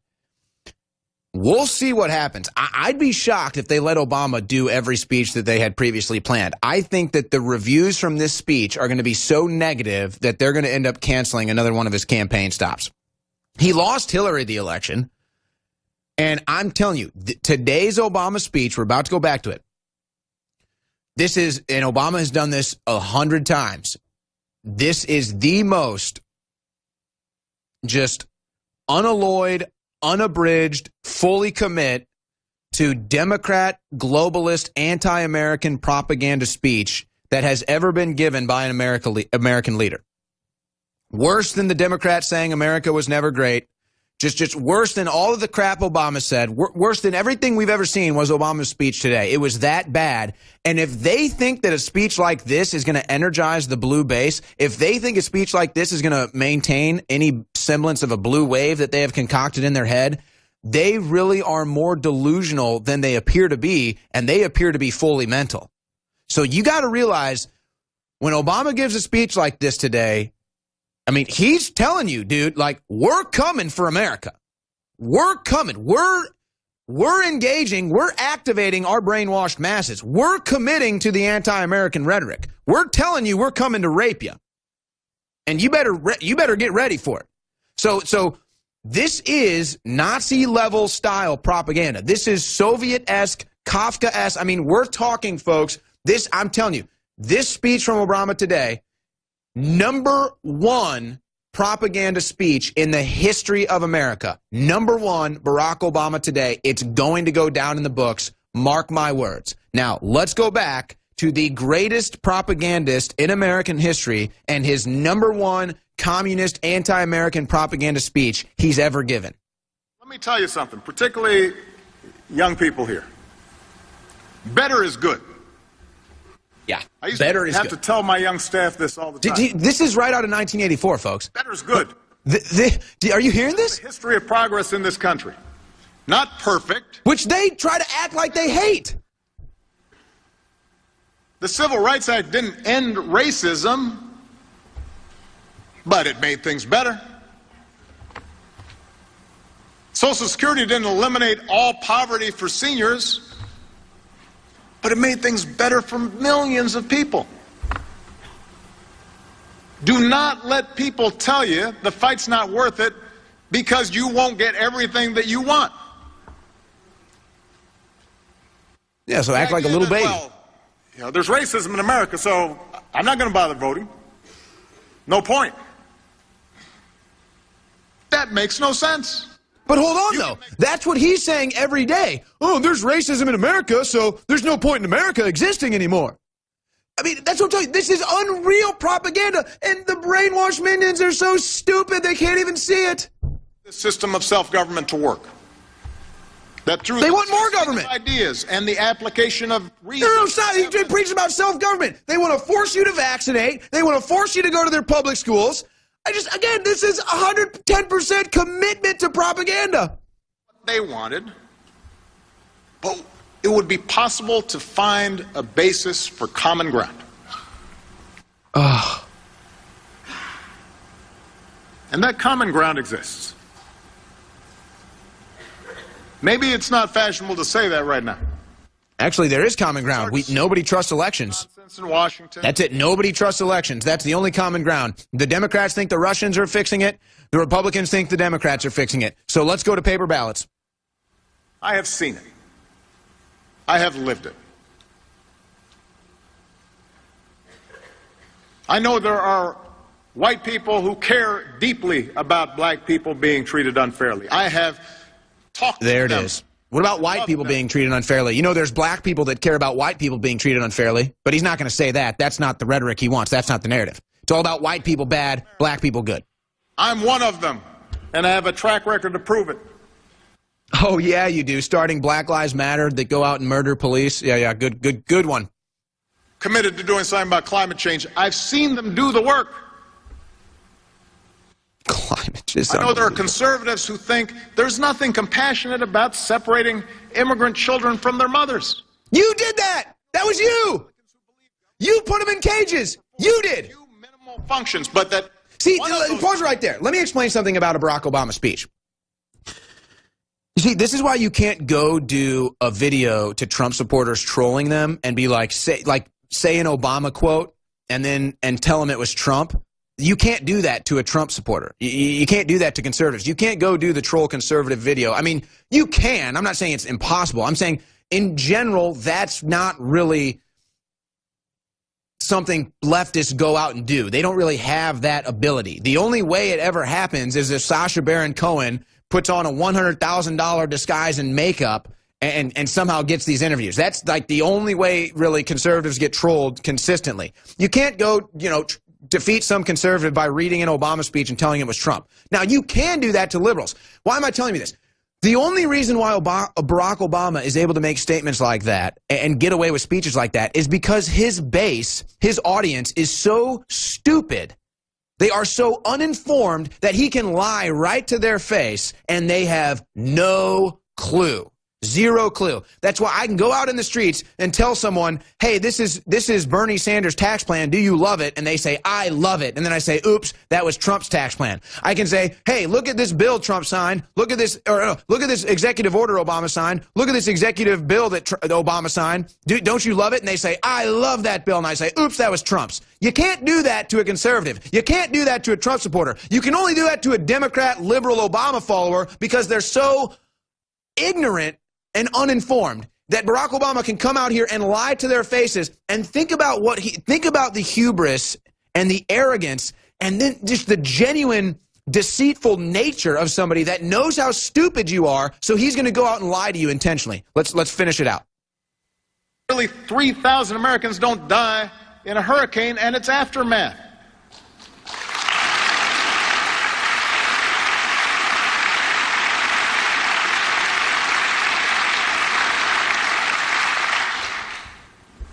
Common ground's out there. I see it every day. Just Where? Where have you been? How people treat each other. No, you've been hiding. You see it on the ball field. You see it at work. Yeah, which you guys are ruining. You tried to destroy the working class. You tried to destroy sports. Place of worship. Place of worship, okay. You're trying to destroy that. Common ground exists. Doesn't mean it will inevitably win out. History shows the power of fear. Yo, you know that. You've made everyone fearful. And the closer that we get to Election Day, the more those invested in the politics of fear and division will do anything to hang on to their recent gains. All right, pause it right there. Pause it right there and rewind that. Wow. I want you to listen to this carefully. I want you to listen to what he just said in that 10-second clip carefully and what he just admitted to you. This is honestly unbelievable. We need to take this message. Everyone needs to take this 10 seconds today and re-put it out on their own social media. Listen to what Barack Obama just admitted. The more those invested in the politics of fear and division will do anything to hang on to their recent gains. Pause it. All right, that's good. All right, let's close it out with that. Those who are invested in what did he say? Those who are invested in hatred and divisive politics and racial politics are going to do everything to maintain their gains. Ladies and gentlemen, that's him. That's them. That's the Democrats. Don't you see? He just admitted it. He just admitted that he uses the politics of fear. I can't believe this is one of those clips that just needs to go 100% viral. Like when Jack Dorsey admits CNN is the one censoring InfoWars. Everybody needs to put that clip out. Barack Obama just admitted He uses the fear of politics and race. He uses the politics of race to divide people. And he just admitted that he's losing these games. He just admitted right there, the politics of fear and divisiveness that he's used to make gains are now being lost, and he's doing everything he can to try to salvage it. He just admitted it. That is incredible. That is incredible. Now, President Trump responded to Barack Obama's speech today. President Trump, what did you think about Obama's speech?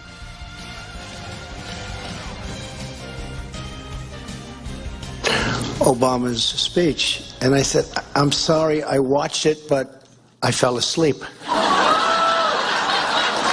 I found he's very good for sleeping.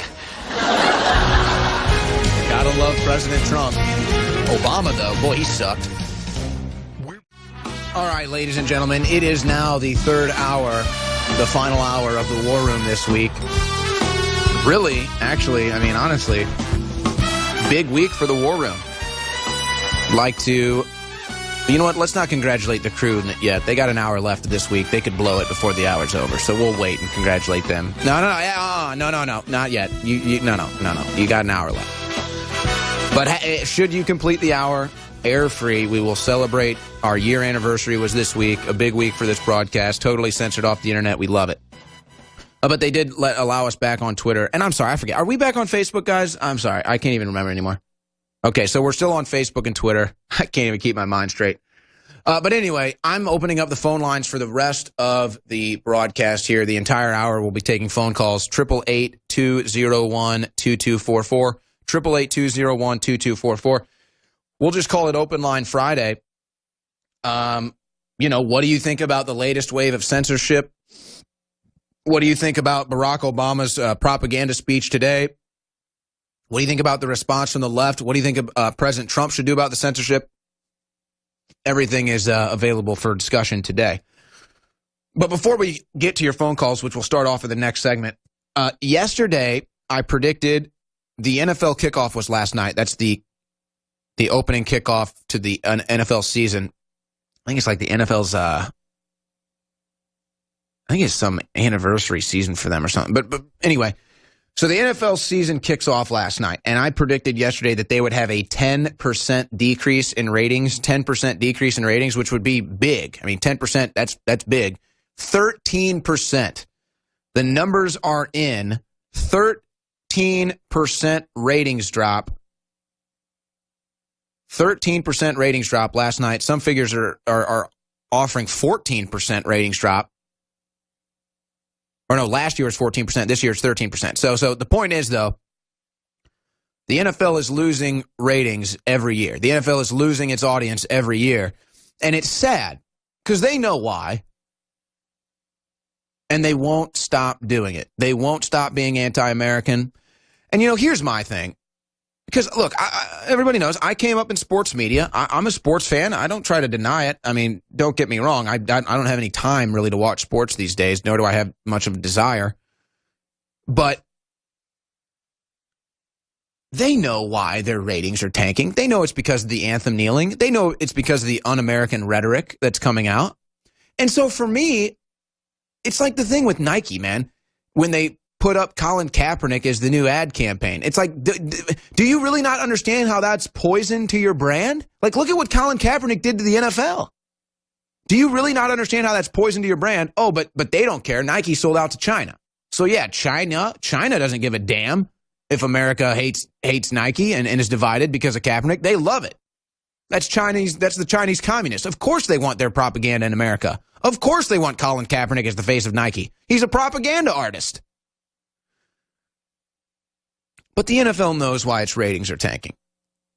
But here's my thing with it, honestly, is I'm just sick of the arrogance. Because you actually now have NFL players are making more money now than they ever have before. You just had like 3 record contract deals in the NFL's offseason. So they're making more money than they ever have before. Honestly, what I'd like to see, I'm all about organic justice. I'm all about, it's kind of like the whole public shaming thing. For me, it's just like, you know what? If you really think you're bigger than America, if you really think that you can just take a piss on America and think that we're still going to come out and lick your boots? Well, folks, let's not let them get away with it. The spoiled, rotten babies at the NFL, and look, I hate saying this stuff because I have friends that work in sports media. I have even friends that play in the NFL. They're not all bad people. Actually, most of them are patriots, folks. But there's this weird thing where you can't speak out about it because the big stars that get the big publicity and the big media and the ESPN all goes along with the anti-American rhetoric, so they all have to fall in line. But I say screw them. Stop going to the NFL games. Let's make these spoiled, rotten brats play in front of an empty stadium. See how they like that. The only reason it's total chaos out there is because the average brainwashed leftist is so clueless. And they fall for propaganda like Russian collusion and the rest of it. Meanwhile, China is literally engaging in all sorts of propaganda, all sorts of disruption. It's unbelievable. The newest report just came out. China, and we already knew this. We've reported this. It's just now breaking mainstream news. It's red linked on Drudge. Apple sends all your data to China. China owns your ass. Everything you've ever done on Apple, China owns your ass. Who else does China own? Nike? Yeah, Nike does all its manufacturing in China. Now Nike picks up Colin Kaepernick as their ad campaign. Nike sponsors the NFL.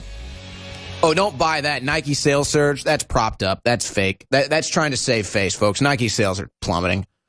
I'm never buying another Nike thing ever. And I'm sorry. I mean, I've still bought Nike despite being, run by Chinese slave camps now. Nike selling America out. It's all whatever. I'm done with Nike. I'm never buying anything Nike again. That was my final straw. I'm never going to another NFL game again as long as players are kneeling for the anthem and the NFL is going to allow it. So that's just what we have to do. Stop buying Nike and stop going to NFL games. That's it. Just let's let them play in front of empty stadiums. And let's see how good they feel about their fat contracts then, because that's all they'll have. That's all they'll have. And that's fine. That's good for them. So we're going to start taking your calls here in just a minute. But I was going through C-SPAN yesterday, and I ran across a hearing that I had some interest in, because I've never seen anything like this before. At chemicalwatch.com, they have the story. U.S. House Committee convenes hearing on PFASs. A U.S. House of Representatives subcommittee will hold a hearing on perfluorinated chemical contamination in the environment. So let me just kind of break this down for you. I'm no expert. But basically, you've got these PFAs, perfluorinated chemicals, that are making its way into manufacturing and shipping and all of this stuff. And so it's on your food, it's getting into the water. And so basically they had this committee on how they're going to deal with this. And all sides of the aisle, Democrats, Republican, have all agreed in working with the NRDC and the CCF and other such organizations that they have to do something about these PFASs, these chemicals that are getting into the water. I found a couple other stories on this. New Jersey makes regulatory history. Safe drinking water standard for PFNA adopted. Again, that's the chemicals that are getting into the water. You had this story from cen.acs.org. I'm not sure exactly who that is. I forget now. Photocatalyst shreds drinking water contaminant, PFOA. Again, it's the same chemicals. I'm going to try to say this. Perfluoroctanoic acid may threaten health at parts per trillion levels in water and is hard to remove. A new photocatalyst could help degrade it. So basically you got these hearings and everything going on about these PFOAs and these PFASs that are used in manufacturing and shipping and preservatives and all this stuff, that the chemicals are leaking into the water, leaking into the food. And so these subcommittees, it's now become an issue. And so these subcommittees, nonpartisan, are agreeing that we have to do something about this in the drinking water. So now they're doing stuff to try to remove that from the drinking water. Now, why am I telling you this? Because we sell water filters at InfoWarsStore.com. We knew the water was poisoned. Okay, we knew there was chemical runoff in the water. There's chemical runoff in the water from pharmaceutical manufacturing. There's chemical runoff in the water from all different kinds of manufacturing and preservatives and pharmaceuticals We already have known it. The glyphosates, it's all there. And that's beyond just the poisonous fluoride that they put in the water so that you are dumbed down and docile and can't access your pineal gland, which is a satellite into the spiritual dimension, into the fourth, fifth, and sixth dimension, into the other worlds. So they don't want you to be able to access your superhuman powers that you have in your pineal gland. So they fluoridate the water. And so we know all this. So we sell water filters. So the reason why I bring this story up is to tell you, because they say, you're a snake oil salesman. You just say that they're poisoning the water and then you sell water filters. No, dude. They had a subcommittee. It was nonpartisan. All parties in this, all of them agreed, all the scientists. It was 100% conclusive. Yes, these poisonous chemicals are getting in the water. We have to have a regulatory standard. We have to start doing something about it. That's not InfoWars. That's not Alex Jones. That is a nonpartisan government committee getting this done. Now, we're proactive. We say, get it done yourself. We don't trust the government. That's why we sell water filters. And I didn't even know this. We've got a special on the Alexa Pure Pro Pure right now, or the Alexa Pure Pro water filtration system, 25% off right now at InfoWarsStore.com. That is the Alexa Pure Pro water filter at InfoWarsStore.com, 25% off. And we also have the Pro Pure, I believe, too. So we have multiple different types of filter systems at InfoWarsStore.com. Maybe you like the ceramic filter. Maybe you like the gravity-fed filter. Multiple options. The point is it gets all the poisonous elements removed from your drinking water, ladies and gentlemen. And you need to understand, when you boil fluoridated water, that concentrates the fluoride, and it's even more unhealthy. So filter your water so that you can drink clean water. Filter your water so that you can boil clean water when you're cooking pasta. And then if you really want to take it to the ultimate level, which I am now fully cut off from fluoride getting into me, at least as much as I can control, we also have the fluoride water filter shower heads. Now, my big concern was always water pressure. I'm a guy that likes water pressure. But the new shower heads maintain very strong water pressure and filters the fluoride. It's all at InfoWarsStore.com. We don't want you bathing, cooking, and drinking poisoned water. So we sell water filters. Yeah, I guess we're crazy, even though we told you there were chemical runoffs getting into the water. Now a subcommittee in the government is agreeing with us and telling us it's time to do something about it. Well, we've been telling you that. We sell the water filters at InfoWarsStore.com. Go get your Alexa Pure water filter for 25% off right now at InfoWarsStore.com, and check out all the other great specials, extended Labor Day specials, while you are at it. All right, we're taking phone calls for the rest of the broadcast. We're going to start with Andrew calling in from North Carolina. Go ahead, Andrew.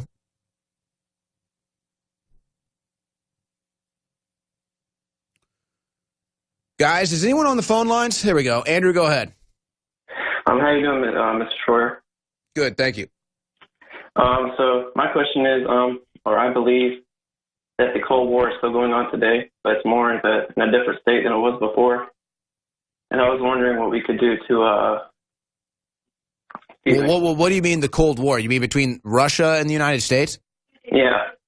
I believe it's between China and Russia, and I was wondering what we could do about it, because it's more of a technological... Well, I would say I would disagree with you in rhetoric, but agree with you in principle. I would say if there's a Cold War going on anywhere, it's a cold civil war happening inside the United States government right now. I would say if you want to talk Cold War with China or Russia, it's more of a financial trade war.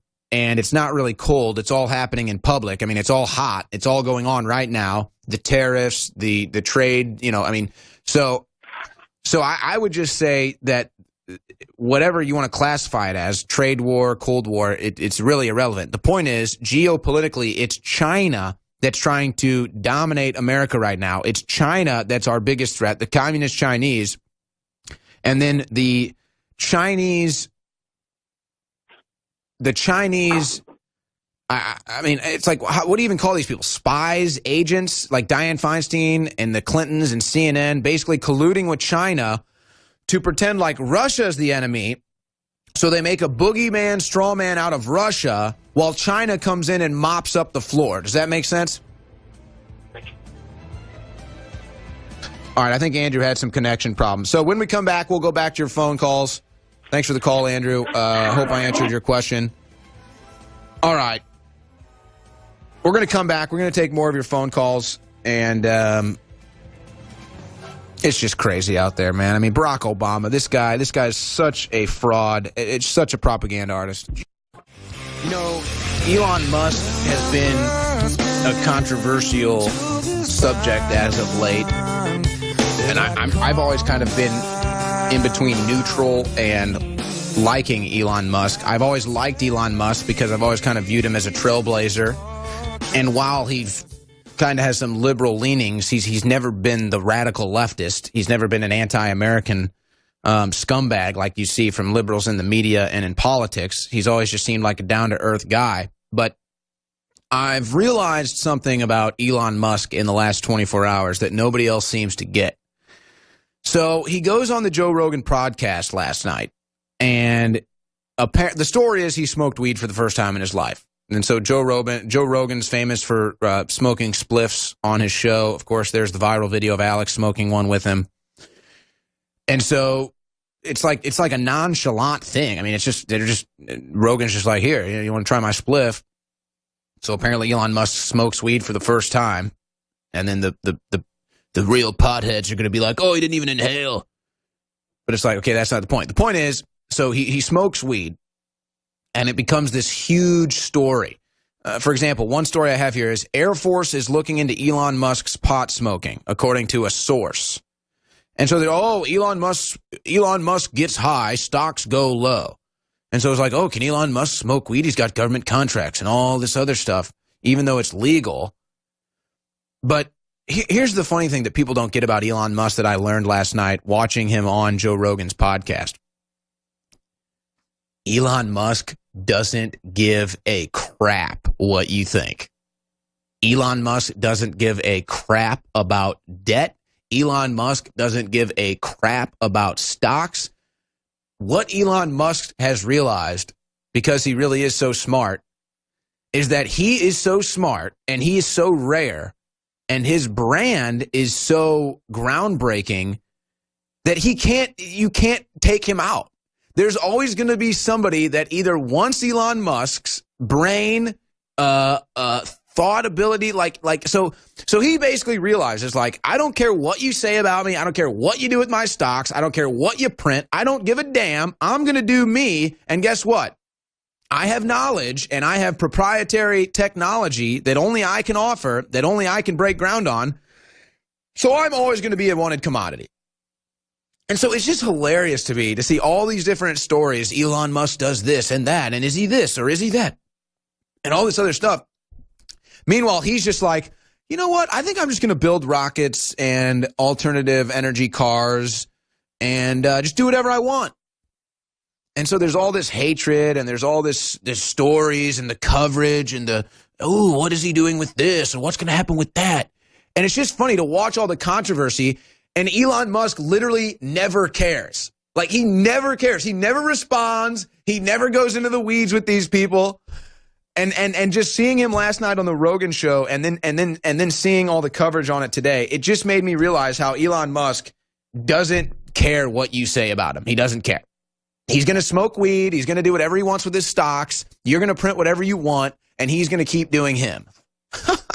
So it's just funny, but that's just everybody just wants to report what they think they see or what they want to report instead of what's actually real.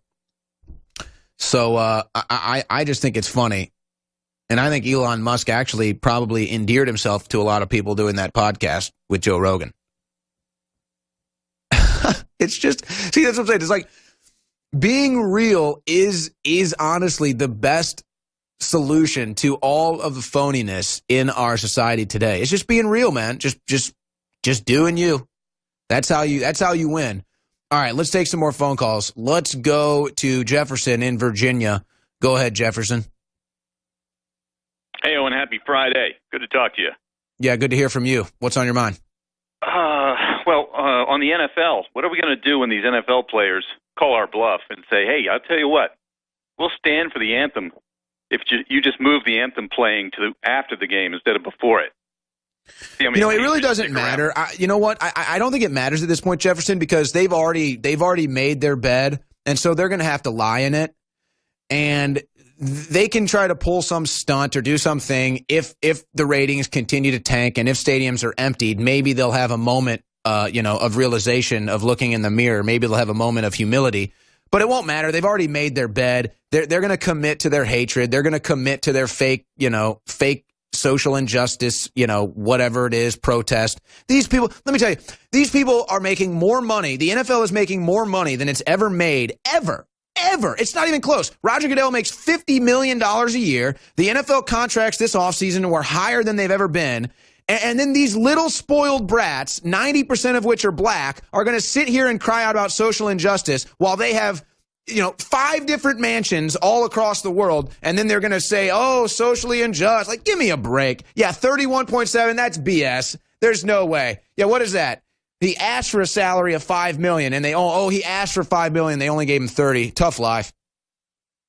I don't want to be a buzzkill when it comes to your InfoWars army, but the banners in the stadiums, I'm pretty sure the TV executives are going to live edit that out whenever anybody does it in the stadium. So here's what I'm learning about that. First of all, I found this out. Even Trump rallies, they don't let you bring signs in anymore. So you can't bring a sign into a Trump rally. I don't understand that, but that's what they've done. But I will just say this. If you can sneak banners in, I do think that they will try to obviously not show them on TV, but that's okay because you can still show the people in the stadium. And if we do it enough, it'll become a national story where everyone's wondering what's going on with these banners. But here's what I'll tell you, as somebody who worked in sports media, I'll give you a little clue. If you want your banner to be seen on TV, there's 2 ways to go about it.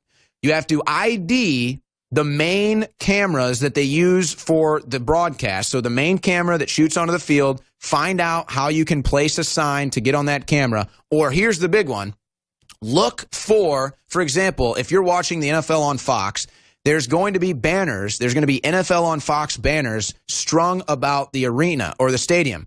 That's where they put their banners because they know the cameras hit those angles. So you go find those banners and you put your banner next to it. All right, go ahead, Jefferson.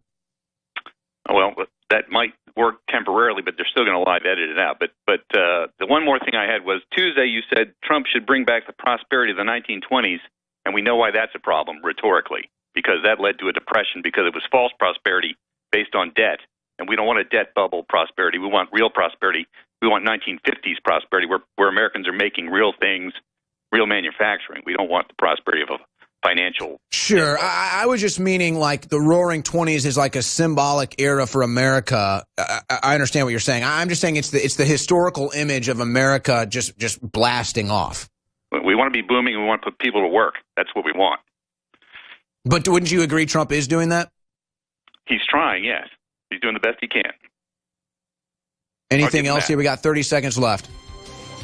No, I think you all are doing a great job. Your InfoWars website's under attack, though. It's been acting funny all week, and I talked to the screener, and he's going to get to the IT guys on it. But I don't know if you guys are going to be on the air next week at the rate they're going.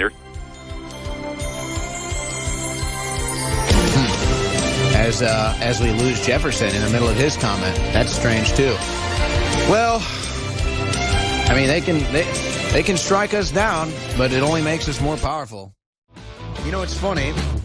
The Democrats and the left claim to be all about diversity and tolerance. So they really love diversity, except they hate a diversity of opinion, a diversity of ideas. It's funny how that works. And you'll notice how the left is celebrating that Alex Jones has been banned. It's a huge victory for the left right now.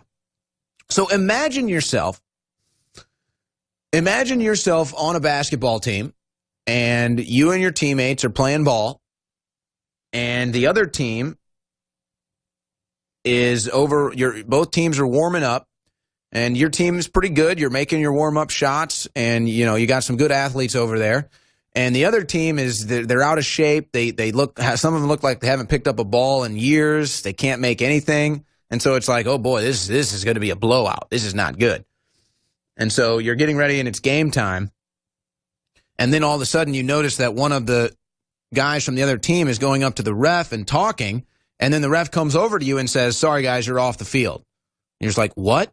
And the ref says, no, you can't compete. You're kicked out. You're not allowed in here. And so you're just like, okay, we're not allowed to compete. We're not allowed to be here. We signed up for the league. We have the right to be here. I mean, what do you mean we can't be here? And the ref says, sorry, people have filed a complaint. You got to go. So you're exiting the arena. You get kicked out. And then you see the team that just met with the official that kicked you out, that was clearly going to lose. You see them celebrating and hoisting each other up and celebrating like they had a victory. That's what the left is doing. They're celebrating the fact that because they can't win, they had us kicked off the playing field, and now they're celebrating. Seriously, that's what just happened. Imagine you're about to play a game of basketball, your team clearly superior to the other team, it's not even close, the other team goes and complains with the official comes over and kicks you out of the gym, and then the other team celebrates like they just beat you in a game of basketball. That's what the left is doing. That's what CNN is doing. That's what Media Matters is doing. That's what the Southern Poverty Law Center is doing. These are the biggest losers. These are the most pathetic people, low IQ, low intellect, no understanding of history, nothing, and they're celebrating like they just had a victory because Alex Jones got removed off Twitter. No, Alex Jones kicked your ass for 20 freaking years, so you had to ban him from the playing field because you can't win. You can't beat Alex Jones. You can't compete with InfoWars, so you're trying to kick us off the field. And then they celebrate it as if it's a real victory. So just like everything else on the left, everything's fake. Their tolerance is fake, their liberalism is fake, their diversity is fake, their intellectualism is fake, their protests are fake, their candidates are fake, and their victories are fake. The only real thing the left has to offer is their hatred. And their hatred is very, very real. Everything else is fake. Let's go back out to the phone lines. Wild is called in from Wisconsin. Go ahead, Wild. What up, Big O? I'd like to rip on Obama a little bit. Specifically, I see Obama as one of the biggest whip crackers on the press, especially African Americans. He could have done so much so easily in Africa and America and around the world, but instead he took the green. Obama needs to check that privilege. Do you know where the word slave originates from? I'm sorry, say that one more time. Do you know where the word slave originates from? Slave? Yeah. I would imagine it has some Latin connotation or something. Think Slavic. And as an American Serb, let me tell you a little history. Serbs had double the years of slavery in comparison to African Americans, and in our own country. Where's my reparations? I don't want them. And, you know, slaves just want freedom. Well, wait a second, though. But wait a second, Wild. Now, hold on. Let's go down this path. Let's go down this path. What about all the Irish slaves that were mistreated in America? There's a whole town I used to live in St. Louis called Dogtown. It was an insult to the Irish that lived in it. Dogs is what they were called to. What about all the Japanese slaves? What about all the Japanese internment camps? How come we never hear about that? Do they get reparations?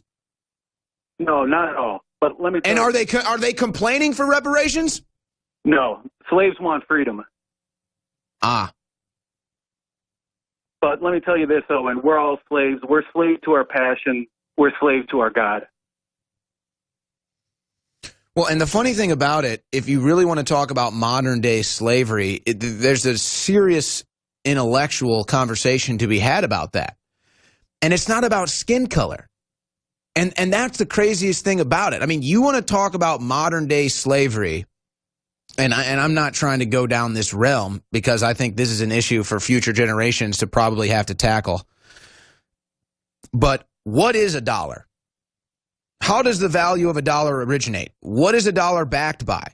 And yet this is what drives our entire society, is the almighty dollar. Well, what is the dollar? How is the dollar backed? Who determines the value of a dollar? You want to talk about modern day slavery?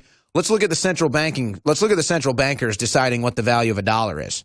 But again, I'm not trying to have that conversation. Anything else, Wild? Yeah, nobody likes being slave to the wage, and I'm not anti-money. I think money was originally developed to be exchange for goods, services, and time. And I think what has happened is that money has been abused, and as you correctly pointed out, it's become fiat, and it's more of like a simulation. It's not what it's supposed to be. It's like how Trump was saying, these aren't elites, man. Elites are leaders. People are leaders by definition reasons because people want to follow them. No one wants to lead. No one wants to follow a leader who's just going to self-destruct and bring as many people down with them, and they can candy code it and advertise it and do all these algorithms and stuff all they want, but people can smell feces pretty easily. Yeah. You can put makeup on a pig, but it's still a pig. All right. Hey, thank you for the call, Wild. And I'm not sitting here trying to insult the concept of money. I'm just saying, you want to really talk about like money and what drives society and what the central banks are and who's in charge of the Federal Reserve. There's your real, I can't even. Just look at the fractional reserve banking system, folks, and understand that the Federal Reserve prints money out of thin air. Literally out of thin air. There is no gold standard anymore. It's the petrodollar. It's all it's all controlled. It's all centralized. You want to talk about modern day slavery? Everyone lives for the dollar. What do we actually know about the value of a dollar? Who determines it? Where does it come from? But that's, I think, an issue that future generations will have to tackle if possible. All right, let's go to Pastor Sam in Oklahoma. Go ahead, Sam. Rough week, Owen. I brought you a bottle of tequila, actually, from one of our informants down on the other side of the border, known only. It's funny you say that. I've always kind of been a drinker. I do like whiskey, but I think I drank one time in the month of August. I think I've had one or two nights in the last 2 months that I've drank, and my mind is so clear. My body feels better. I'm like, I don't know, man. I have almost no desire to drink anymore. Well, you can leave it on the shelf, but our source insisted that I bring you one. All right, I'll drink the tequila. Pour it up. That's coming to Branson. I got you covered. Ah, yeah, that's right. I'll be at the Transhumanism Conference in Branson. Right. I'm looking forward. I got a couple friends that are going to be in attendance. I'll take a tequila shot with you. Fantastic. Well, I will see you there.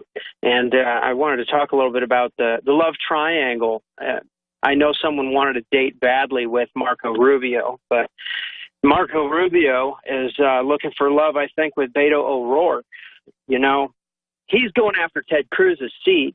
And Marco Rubio and Ted Cruz, because they're both Spanish-speaking, there's this kind of unwritten de facto understanding that they're the two that go and investigate everything that happens in a Spanish-speaking country and then come back and console Congress and console America that we can just forget about all that. There's no security issues, and there's no Chinese running heck west everywhere. But didn't Rubio get exposed as a total fraud by Alex Jones?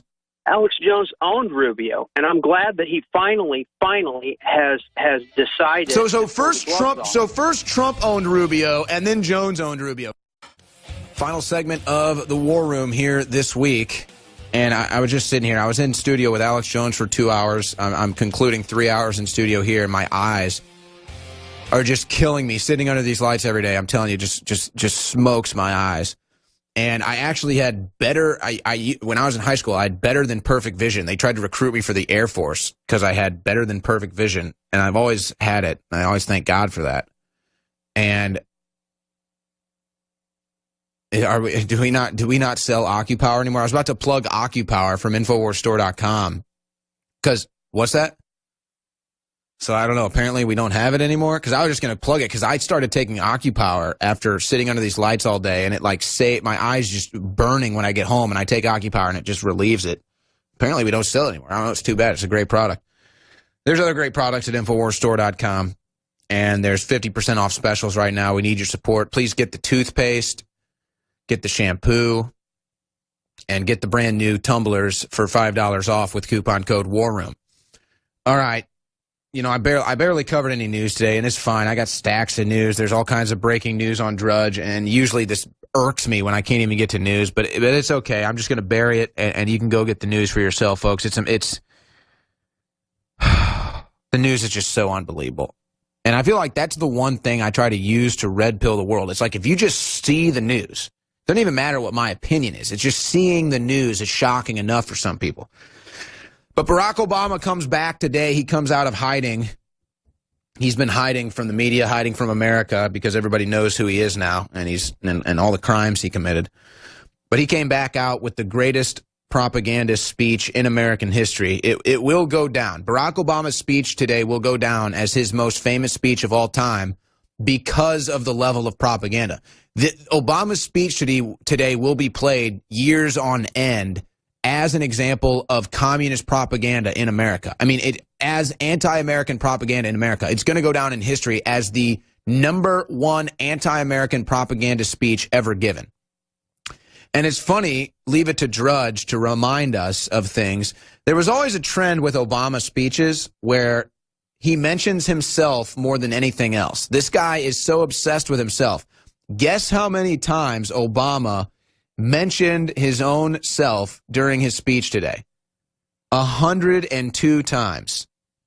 A self-absorbed, I mean, this guy is so arrogant, this propagandist, man. But the funny thing is, his legacy is already dead, and now he's going to create a new legacy for himself, which is killing the Democrat Party. If Obama just would have stayed in hiding, Hillary Clinton would have been put as the one that killed the Democrat Party. But Obama had to come out and give this speech today and put a knife in the Democrat Party and any hopes of a blue wave. And I'm still predicting this. I bet they cancel an Obama speech in this campaign. It was that bad. And I guarantee you the internal reviews are going to be so negative that they probably cancel an Obama speech. Now, they might not do it now to give me the credit for being right, but I'm telling you, Obama's speech today did not help the Democrats. It hurt. Big time. Big time. I mean, if you just listen to it, I mean, we played some of it, but like just the propaganda was unbelievable. He's calling Trump a Nazi, folks. Obama is calling Trump a Nazi. I mean, hold on. There's one doozy. Let me just get the one doozy. I gave up my Twitter boycott for the last 12 hours. I'm back on it. I just did that since the War Room was censored and Alex was censored. It was just kind of in response, but I'm back on the Twitter boycott. Honestly, for more than anything, I just hate social media. It's bad for my mental health. But let me just give you the quote of the day from Obama. No, not this direct quote. How can that be that saying Nazis are so bad? That's a direct quote from Obama today. But here's the doozy. And I'm telling you, he would never say something like this if he was on his game. This guy is off his game. He's lost his mojo. Barack Obama has lost his mojo. He was fumbling and stuttering. He's not the smooth criminal anymore. I'm telling you, the smooth criminal Obama would never make this quote. This is a direct quote from Obama today. Reversing the most egregious corporate tax cuts so college students can graduate debt-free. That literally makes no sense. The fork-tongued liar can't get it straight. All right. You know who Obama is. Let's go out to the phone line. Let's go to Alex calling in from Michigan. Yeah. Obama taking credit for Trump's economy. Don't you love it? Those jobs never come back. What does Obama, what does Trump have? A magic wand? There's no jobs coming back. The economy's never coming back. There's no magic wand.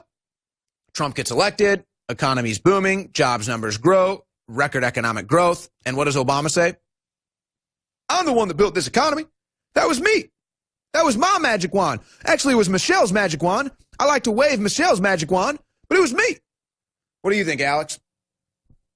I don't know, 4.6% record projected economic growth. Oh, he'll get 5. He'll get 5 before 2020. If Republicans win the midterms, we'll get a 5%, maybe 6% by 2020. I'm just so thankful because I'm all in. I bet it a lot in the stock market. And thank you, Trump, for that little boost in my savings. Oh, I love this. Hold on, let me ask you about that. Were you someone that was into the stock market before Trump? No, I just got into the pot stocks recently because you must be making hay. I did turn a pretty penny.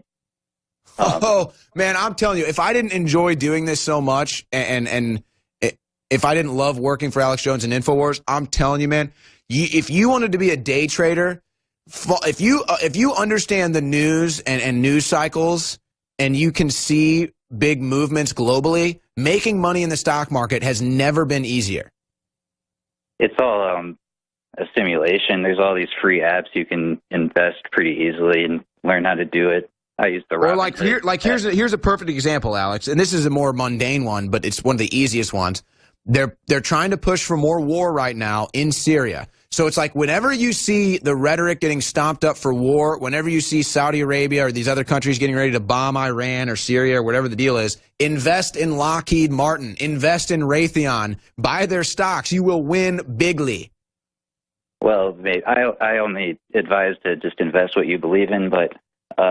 I'm not saying I believe in war. I'm just saying if you're trying to make money in the stock market. But yes, go ahead. Also, yeah, I wanted to say thank you for covering the perfluorinated chemicals because I live in Kalamazoo, Michigan. And that's like a big spot for the PFAS. And I wanted to make a report on the water filter because I have the Alexa Pure water filter, and I use the nascent iodine, and I have the Real Red Pill. Those are all great products. Go to InfoWarsStore.com. Thank you so much for covering the PFAS situation. Yeah, I don't think anyone else covered it. They didn't even play it on C-SPAN. I had to go into, like, they have 3 C-SPAN channels. I had to go into the C-SPAN archives just to find it. They didn't actually air it on C-SPAN. Yeah, I sent you a link on Twitter to the.